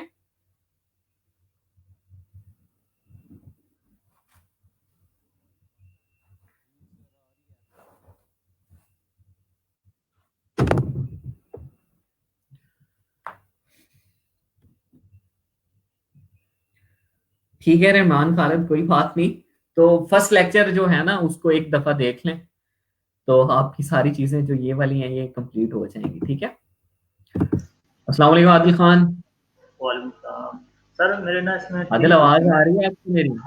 जी सर, आवाज़ आ रही है आपकी।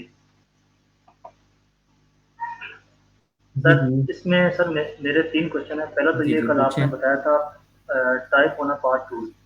सर मैंने उस पर प्रैक्टिस। ठीक है, ठीक है, मैं इसको नोट करता जाता हूँ, मैं अभी फिर बता देता हूँ आपको। बताएं, दोबारा बताएं। Type on a part tool, इसके अलावा? अच्छा सर, मैं ये पूछना चाह रहा हूँ, ये आपने कल बताया था type on a part tool. तो इसमें ये जब हम डायग्राम कोई बनाते हैं, ठीक है, डायग्राम के ऊपर जिस तरह हम कुछ टाइपिंग करते हैं, सर टाइपिंग तो रह जाती है, टेक्स्ट रह जाती है, लेकिन आपका जो हम्म। होता है ये डायग्राम ये मिस हो जाती है। जी। असल में देखिए ना कि जब आप कोई शेप लेते हैं ना, शेप, जी ठीक सर। है, वो शेप के ऊपर जब आप टाइप करते हैं तो वो टाइपोग्राफी में कन्वर्ट हो जाता है, वो शेप नहीं रहती। अगर आप उस शेप ठीक को हो। भी रखना चाहते हैं तो आप उसकी जी। इन प्लेस कॉपी ले लिया करें। ठीक हो गया। ठीक है, अगर आप उस जी शेप सर। को भी रखना चाहते हैं तो आप उसकी इन प्लेस कॉपी लिया करें। ठीक। हाँ। अच्छा और सर, उसके नेक्स्ट, अलावा दूसरा क्वेश्चन ये है कि जिस टाइम हम कोई तस्वीर अपलोड करना चाहता हूँ। ठीक है, किधर? ठीक है सर। आपकी आवाज कट रही है, आ नहीं रही। अब आइए सर। जी बिल्कुल आ रही है। ठीक। अच्छा सर, दूसरा ये पूछ रहा था कि जिस टाइम हम कोई पिक्चर वगैरह अपलोड करना चाहते हैं, प्लेस करना चाहते हैं, सर वो प्लेस नहीं हो रही है।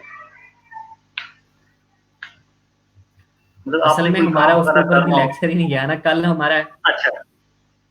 कल हमारा लेक्चर ना इमेज इमेज ट्रेसिंग के ऊपर और इमेज को हैंडल करने के ऊपर है, तो उसमें हम ये चीजें देख लेंगे। ठीक हो गया सर। और लास्ट कल का सर जो जो आपने हमारा बताया लेक्चर है वो जी। ग्रेडियंट कलर के ऊपर है, इमेज ट्रेसिंग के ऊपर है, तो उसमें हम ये चीजें कवर करेंगे ठीक हो गया सर। अच्छा सर, लास्ट क्वेश्चन ये है कि कि अभी जो आप आपने इमेज को बताया था। कैसे लेके आ सकते हैं, कैसे। जी जी, ठीक हो गया।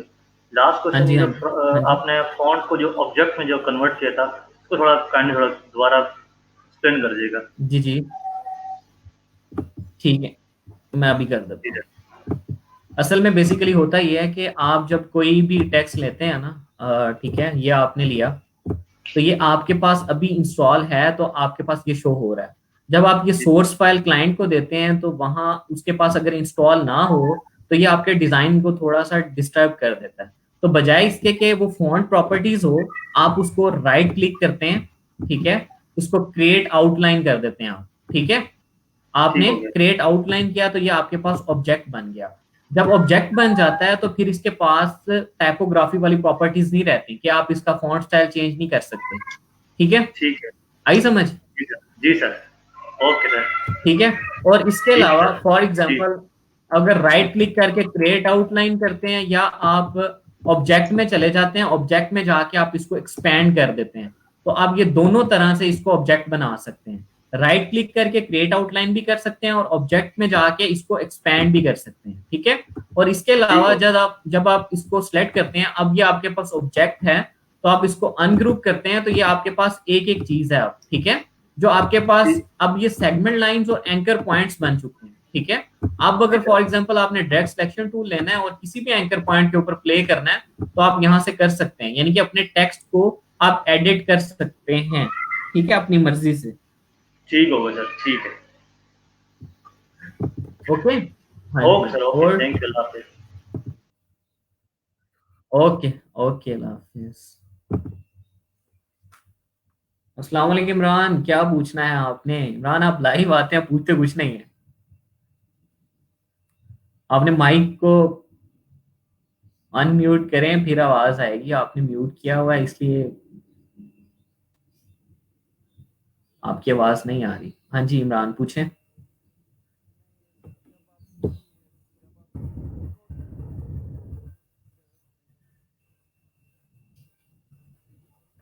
अच्छा, जब रिकॉर्डिंग होगी फिर पूछेंगे।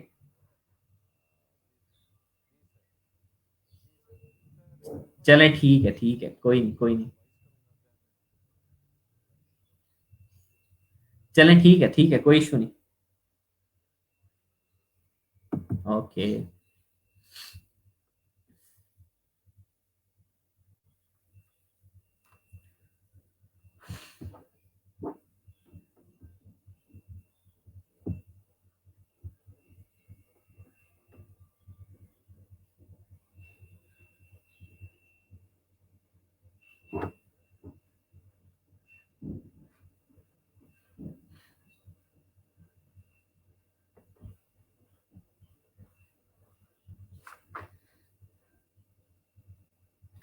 जनाब मैं जोंग 5G का नेट ही यूज कर रहा होता हूँ।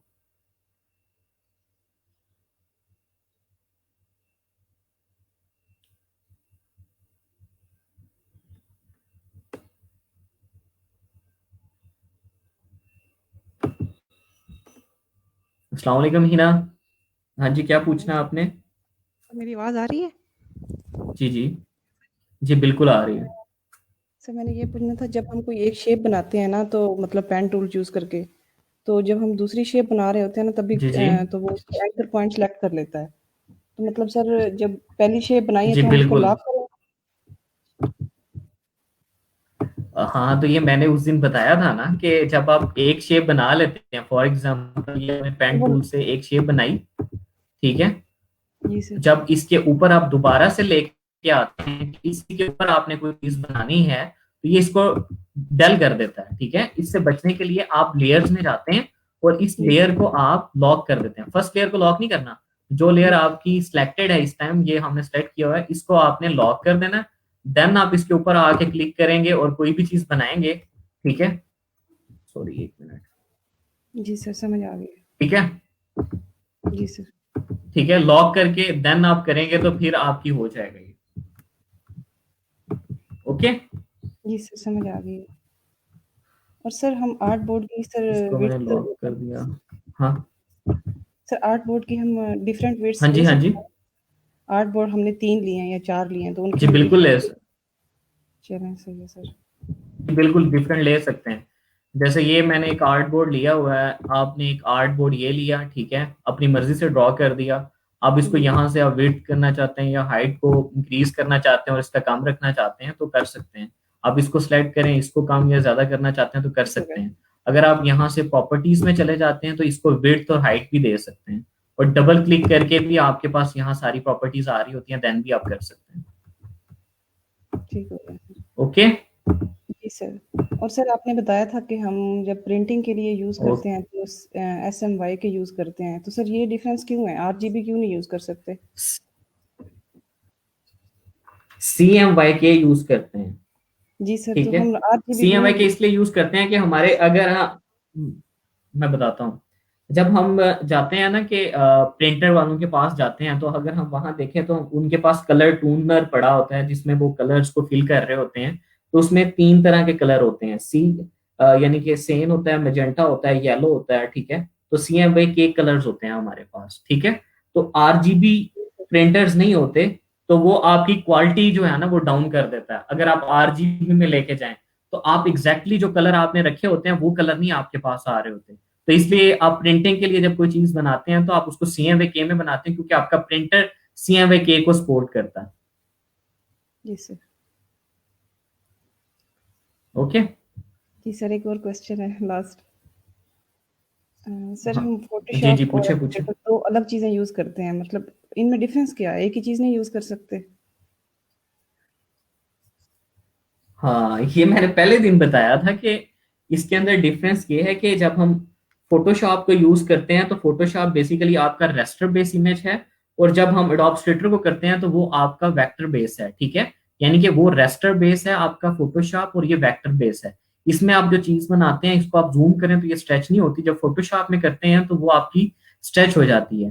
तो जब भी हम कोई चीज क्रिएट करते हैं तो क्रिएशन के लिए हम एडोब में जाते हैं। अगर हम एडिटिंग पर्पज के लिए कोई चीज बना रहे हैं या ऐसी चीज बना रहे हैं जिसमें आपने बहुत ज्यादा एडिटिंग यूज करनी है, जिस तरह पिक्चर एडिटिंग होगी, पिक्चर इफेक्ट्स हो गए, तो उस तरह की चीजों के लिए हम फोटोशॉप में जाते हैं। जी सर, समझ आ गया। ओके। जी सर। ओके, और भी क्वेरी है? नहीं सर, बस आज के लिए इतनी। ओके, चलें चलें, ठीक है, थैंक यू, अल्लाह हाफिज। हाँ जी, जीशान अपना म्यूट अनम्यूट करें माइक। अस्सलाम वालेकुम सर। हाँ जी जीशान साहब, वालेकुम अस्सलाम, क्या हाल है आपके? जी अल्हम्दुलिल्लाह सर, ठीक ठाक। हाँ जी, स- पूछें, क्या क्वेरी है सर आपकी? अभी सर ये हम जाए ना एक्सपोर्ट फॉर वेब के लिए, तो मेरे पास एक तो उसमें सर्कल में लिखा आ रहा है लीगल भी थोड़ा सा ना। जब मैं इसके ऊपर आगे क्लिक करता हूँ तो आगे ये 3 तरह के मुझे ऑप्शन दे रहे हैं। एक में ओरिजिनल अपीयर हो जाता, ऑप्टिमाइज अपीयर हो जाता, और 2/up अपीयर हो रहा है।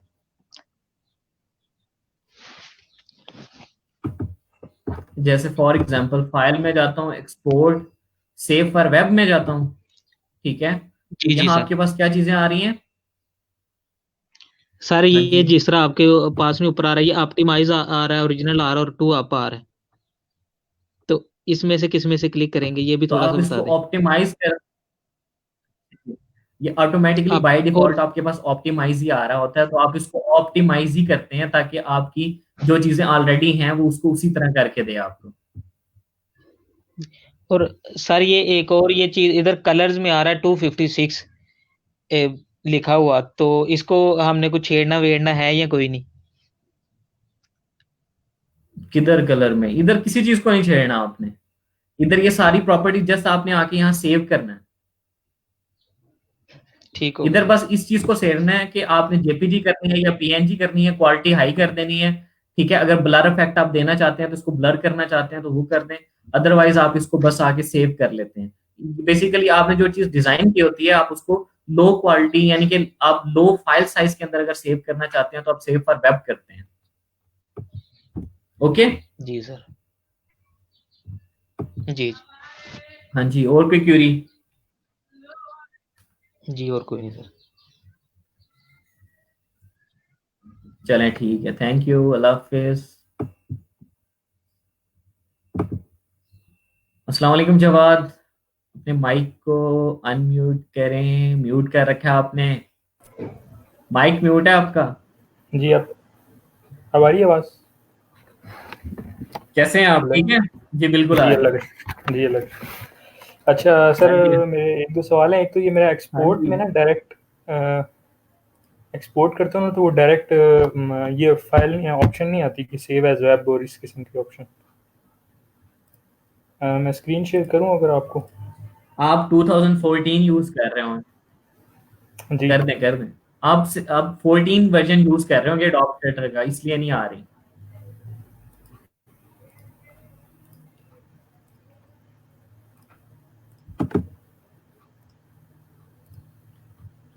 हाँ जी। इस तरह।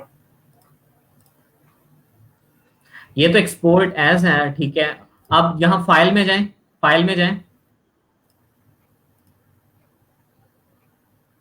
एक्सपोर्ट में आए। बेसिकली आप 2014 वर्जन यूज कर रहे हैं, इसके अंदर ये ऑप्शन है ही नहीं। इसमें यहाँ सेव फॉर वेब अलग से लिखा हुआ होगा। अच्छा ठीक है। अच्छा अच्छा सर, एक मेरे सेव फॉर और वेब अलग से लिखा हुआ नजर आ रहा जी वो मुझे मिल गया है। है। जी जी। अच्छा एक मेरा और क्वेश्चन है। हम डिफरेंट शेप्स बनाते हैं जब, फॉर एग्जांपल मैंने हाँ जी, हाँ दो जी। ट्रायंगल्स बनाई हैं, दो स्क्वेयर्स बनाए हैं। तो जिस तरह ठीक है। अक्सर अपने ऑटो कैड में हम यूज़ करते हैं, उसके पॉइंट टू पॉइंट हम उनको ज्वाइन कर देते हैं। मतलब मैं दो शेप्स को आपस में इस तरह ज्वाइन करना चाह रहा हूँ, तो मैं चाह रहा हूँ इसका पिवट पॉइंट और इसका पॉइंट आपस में एग्जैक्ट ऊपर नीचे आए। तो वो वो मैं आपके कल पास अपने ज्वाइन में आए। हाँ हाँ सॉरी, बिल्कुल। वो मैंने हमने कल पढ़ा अपनी नहीं ड्राइंग है, में वो हमने चले अभी आप बोले। पढ़ा नहीं है। आ, ठीक है, मैं बताता हूँ आपको। वो अभी हमने पढ़ा नहीं है। फॉर एग्जाम्पल जैसे ये मेरे पास एक लाइन है, ठीक है। ये एक लाइन है, ठीक है। इनके मैं कलर कर देता हूँ, यहाँ से ये कर देता हूँ, इसको भी स्ट्रोक कर देता हूँ। और ये जो मेरे पास नेक्स्ट लाइन थी यहाँ एक, ठीक है, इसको भी मैं यही कलर कर देता हूँ, ठीक है। तो जब हम उसको ज्वाइन कर रहे होते हैं, तो आप इसको दोनों को सिलेक्ट करते हैं, ठीक है। यहां से आप इसको एवरेज कर देते हैं, ठीक है। या आपने एवरेज किया बोथ, ठीक है। और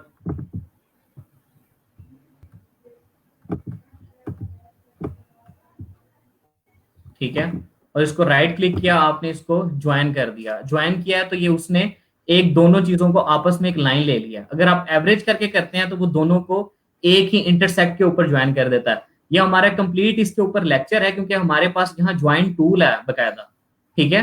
तो हम ज्वाइन टूल को, और जब ये सारी चीजों को देखेंगे, तो उसमें आपको ये सारी चीजें मजीद क्लियर हो जाएंगी।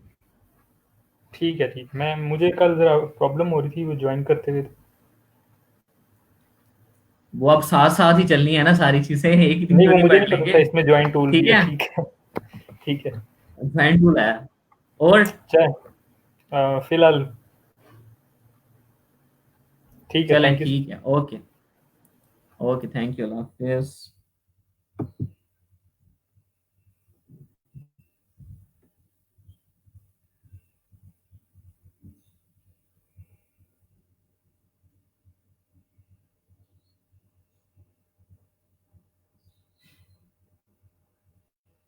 जी बिल्कुल, इतनी लंबी शॉर्ट की को यूज करने के बजाय हम टूल्स को भी यूज कर सकते हैं। अब कुछ लोग होते हैं कि जो फिमिलर नहीं होते कीबोर्ड से, वो टूल से ज्यादा होते हैं। आदिल आप ठीक कह रहे हैं, ऐसे कर सकते हैं, ऐसे भी हम। अच्छा जनाब, अस्सलाम वालेकुम। वालेकुम सलाम।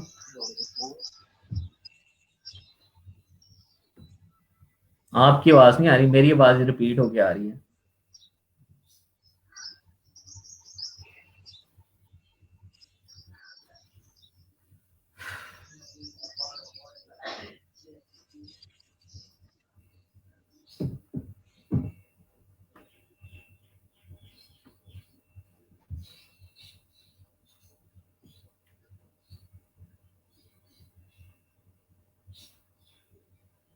अस्सलाम वालेकुम।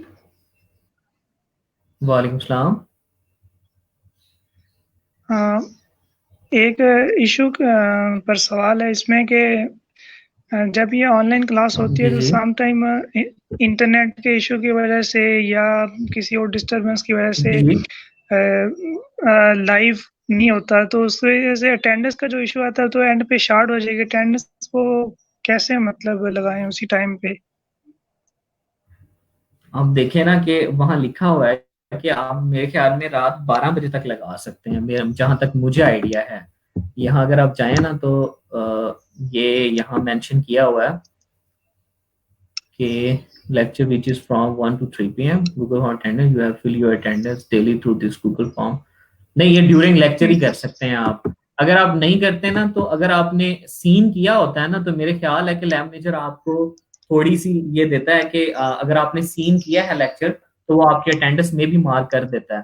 तो आप ये लैब मैनेजर से कंफर्म कर दीजिएगा, क्योंकि ये मेरे रिलेटेड क्यूरी नहीं है, वही आपको मजीद बता सकता है, इसमें ज्यादा बेहतर। मैं कंफर्म करके कल क्यों ना बता कि दूंगा। सर आज ओके सर, क्यों ना कि सर मैं आज मतलब पूरे लेक्चर में ड्यूरिंग कोशिश करता रहा हूँ, तो मतलब मैं लाइव नहीं हो सका ना, तो अभी स्ट्रीमिंग में हुआ हूँ मैं लाइव, तो लेक्चर तो मतलब बाद में वो हो सकता है कि मैं वो बड़ा वो, लेकिन अटेंडेंस तो मतलब मेरी वो फिर मिस होगी, मैं सीन नहीं हो सका था उसमें। नहीं, आप इसको देख लीजिएगा, बाकी मैं लैब मैनेजर से कंफर्म करके ना आपको कल बता दूंगा कि क्या कैसे आपकी ये चीजें हैं। ठीक है? चलें ठीक है, थैंक यू। ठीक है। अच्छा, एक बात मुझे ये बताएं सब लोग कि आपकी असाइनमेंट कल वाली बहुत कम लोगों की आई है। वाई प्रैक्टिस नहीं की? हालांकि कल की असाइनमेंट में कुछ भी नहीं था। कल की असाइनमेंट में तो जस्ट आपने सारे टूल्स यूज करने थे और उसकी एक पिक बना के मुझे सेंड कर देनी थी। 4 या 5 लोगों की आई है, बाकी सारे काम करने को दिल नहीं करता।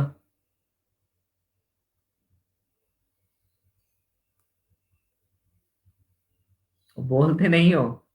कमेंट्स में जरा बताओ ना, जरा मुझे काम करने को दिल नहीं करता आप लोगों का?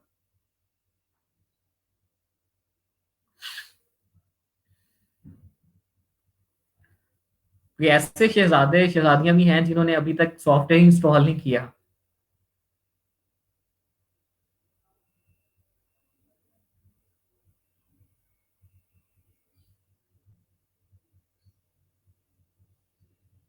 ये किसने लिखा है, एक मिनट में देख लूं।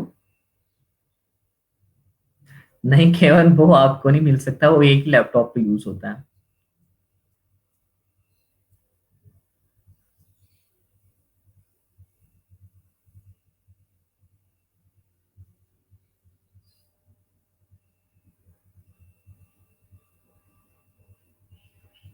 हाँ जी इमरान सलीम भाई, क्यों नहीं आप काम करते, क्यों नहीं दिल करता आपका? आजकल तो जो आजकल जिस तरह सिचुएशन चल रही है कोरोना की वजह से, तो बंदा तो बोर हो जाता है, बंदे को ज्यादा काम करना चाहिए। आप कहते हैं मेरा दिल नहीं करता काम करने को। नहीं यार, ये मैं उनके लिए नहीं कह रहा होता जिन्होंने जिन्होंने सबमिट किया, मैंने उनकी असाइनमेंट देख भी ली है। ठीक है, तो ये उनके लिए है जिन्होंने असाइनमेंट नहीं की। तो क्यों नहीं की भाई?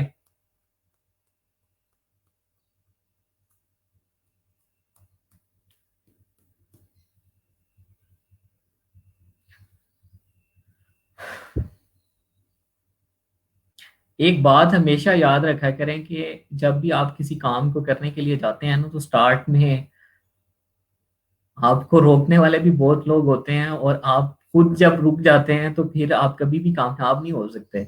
वो एक ऐसे ही सेम मुहावरा ऐसे है कि अगर आपका नाकामी का खौफ अगर आपकी कामयाबी की चाहत से ज्यादा है ना, तो अभी आप कभी भी कामयाब नहीं हो सकते। तो नाकामी का खौफ यही होता है कि आप फर्स्ट स्टेप ही नहीं लेते, कि भाई मेरे से तो ये होगा ही नहीं, या मैं कर ही नहीं सकता। तो बजाय इसके कि नाकामी का खौफ अगर आपका ज्यादा है, तो आप कामयाब नहीं हो सकते। कामयाबी की चाहत को बढ़ाएं, आप काम करें जितना होता है, जितनी अगर कंप्लीट असाइनमेंट नहीं भी होती, जितनी होती है उतनी सेंड कर दिया करें। कम से कम ये तो पता चले कि आप कुछ कर रहे हैं। और जो ये आपको टाइम दिया जाता है क्यूरी सेशन में, इसमें आप अपने लैपटॉप्स को ओपन करके सारी चीजों को अप्लाई करके देखा करें। ठीक है, अगर आपको कोई भी इशू आता है तो आप पूछा करें उसी टाइम।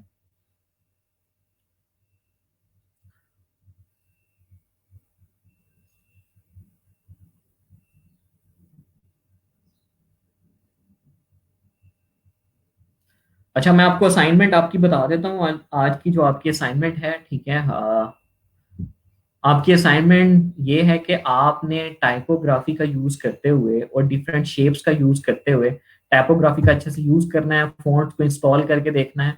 और ये नहीं कि जो ऑलरेडी फॉन्ट्स है उन्हीं को यूज करके अपने असाइनमेंट बना देनी है। अच्छे से फॉन्ट लेके देन आपने उसको सारी चीजें करना है।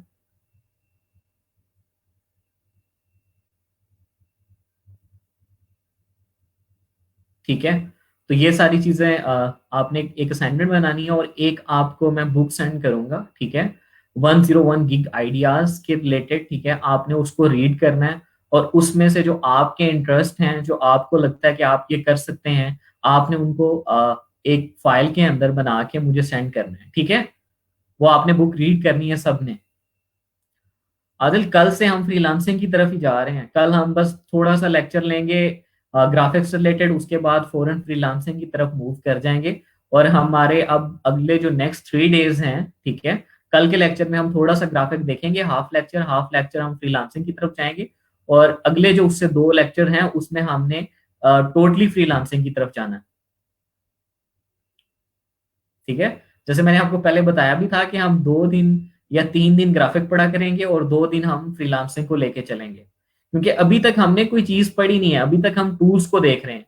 ठीक है, जैसे बिजनेस कार्ड है तो बिजनेस कार्ड अगर हमने पढ़ा ही नहीं तो हम बिजनेस का बना कैसे सकते हैं। ठीक है, तो इसलिए पहले मैं आपको थोड़ा सा टूल्स पे कर रहा हूँ कि देन आपके पास अगर कोई ऑर्डर आता भी है, कोई काम आता भी है, तो आपको अगर टूल आता है ना तो आपको मैं इंडिविजुअल भी गाइड कर सकता हूँ कि आप इसको इस तरह यूज करके इस तरह बना सकते हैं। ठीक है, अगर आपको स्टार्ट में टूल ही नहीं आते तो आप कुछ नहीं कर सकते। तो इसलिए फ्रीलांसिंग मैंने फर्स्ट 2 डेज भी हमने ग्राफिक को ही दे दिए। तो क्योंकि कल वाला जो लेक्चर है वो हम फ्रीलांसिंग पे मूव कर जाएंगे और अगले 2 डेज भी हमने फ्रीलांसिंग पे ही जाना है। ठीक है, इंशाल्लाह जनाब।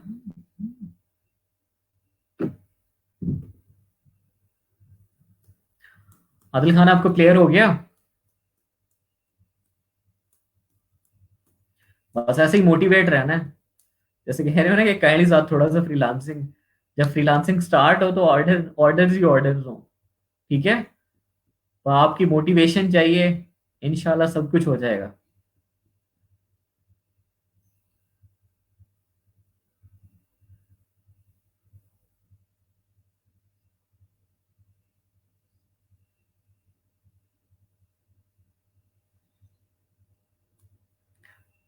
खुश रहा करो, खुशियां बांटा करो। डिप्रेस्ड रहने से क्या होता है?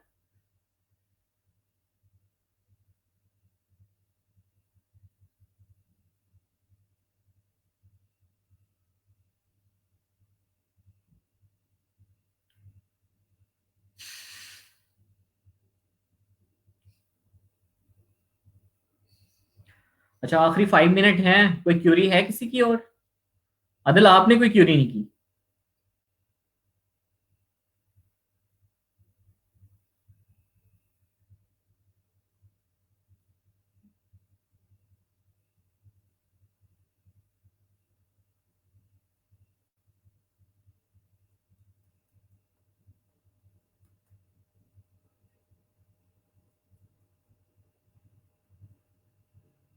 इंशाल्लाह इंशाल्लाह।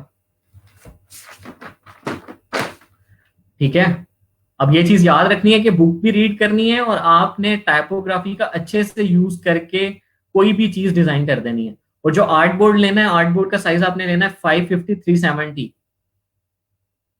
ठीक है,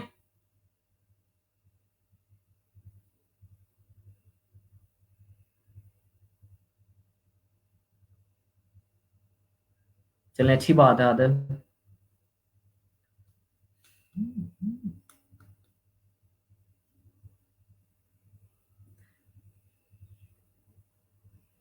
बस आप सब लोग एक चीज का ख्याल रखा करें कि अगर ऐसे ही लेक्चर गुजरते रहे और आपने साथ साथ काम ना किया तो बाद में बड़ी मुश्किल हो जाती है। इसलिए आप साथ साथ काम किया करें। और जब आपके पास ये आधा घंटा होता है ना, आधा घंटा ये नहीं होता कि आप सब लोग भाग जाएं। इस आधे घंटे के अंदर आप लैपटॉप पे बैठ के प्रैक्टिस किया करें, और जब भी कोई क्वेरी आती है तो आप पूछ लिया करें, ठीक है।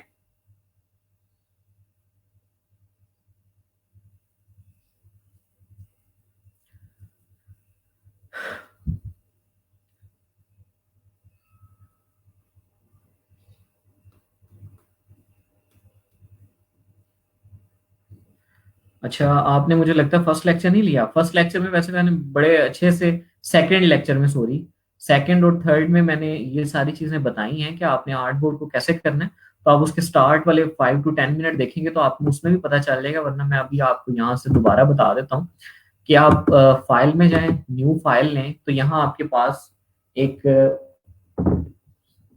विंडो ओपन होती है, ठीक है। अब इसमें क्या होता है कि आपने जो जिस जिस काम के लिए आर्ट बोर्ड बनाना होता है, तो यहाँ आपको डिफरेंट टाइप्स बता दी जाती हैं कि आपने मोबाइल के लिए लेना है, वेब के लिए लेना है, प्रिंट के लिए लेना है, क्योंकि आपने जो चीज डिजाइन करनी होती है वो एक मखसूस डिमेंशंस में करनी होती है।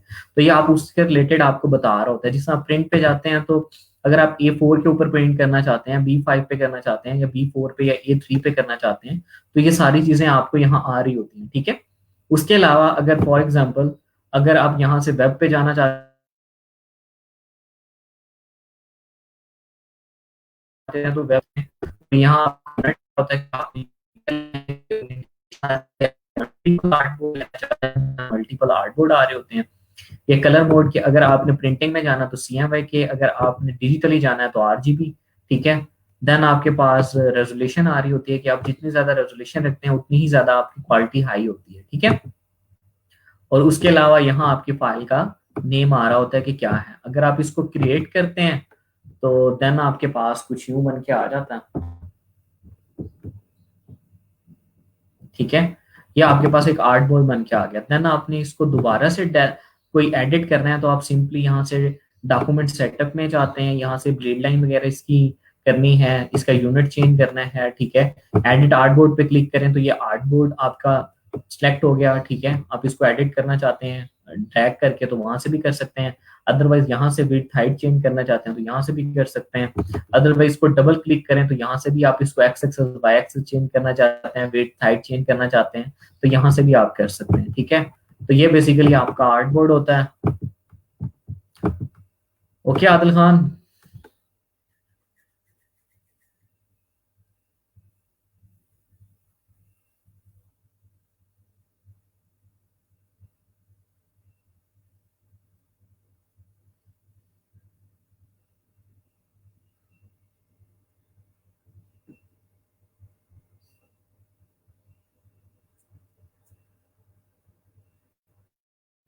एडोब स्ट्रेटर में वैसा नहीं है। एडोब स्ट्रेटर में जैसे आपको बताए गए हैं वैसे ही आप कर सकते हैं, वरना मैं उसे देख लूंगा, मैंने चेक नहीं किया कभी। फोटोशॉप में तो कंफर्म है कि हो जाते हैं, यहाँ मैंने चेक नहीं किया, चेक करके मैं बता दूंगा, ठीक है। मेरा ख्याल है कि नहीं, शायद नहीं होते, मैं चेक करके बता दूंगा कल। चले ठीक है, ओके। अल्लाह हाफिज, दुआ में याद रखिएगा और लाजमी असाइनमेंट्स अपनी कंप्लीट कीजिएगा, ठीक है। और 550/370 का आर्टबोर्ड लेके उसके ऊपर आपने डिजाइन करना है पिक्सेल्स के अंदर, ठीक है। चलें ठीक है, ओके, अल्लाह हाफिज, अल्लाह हाफिज।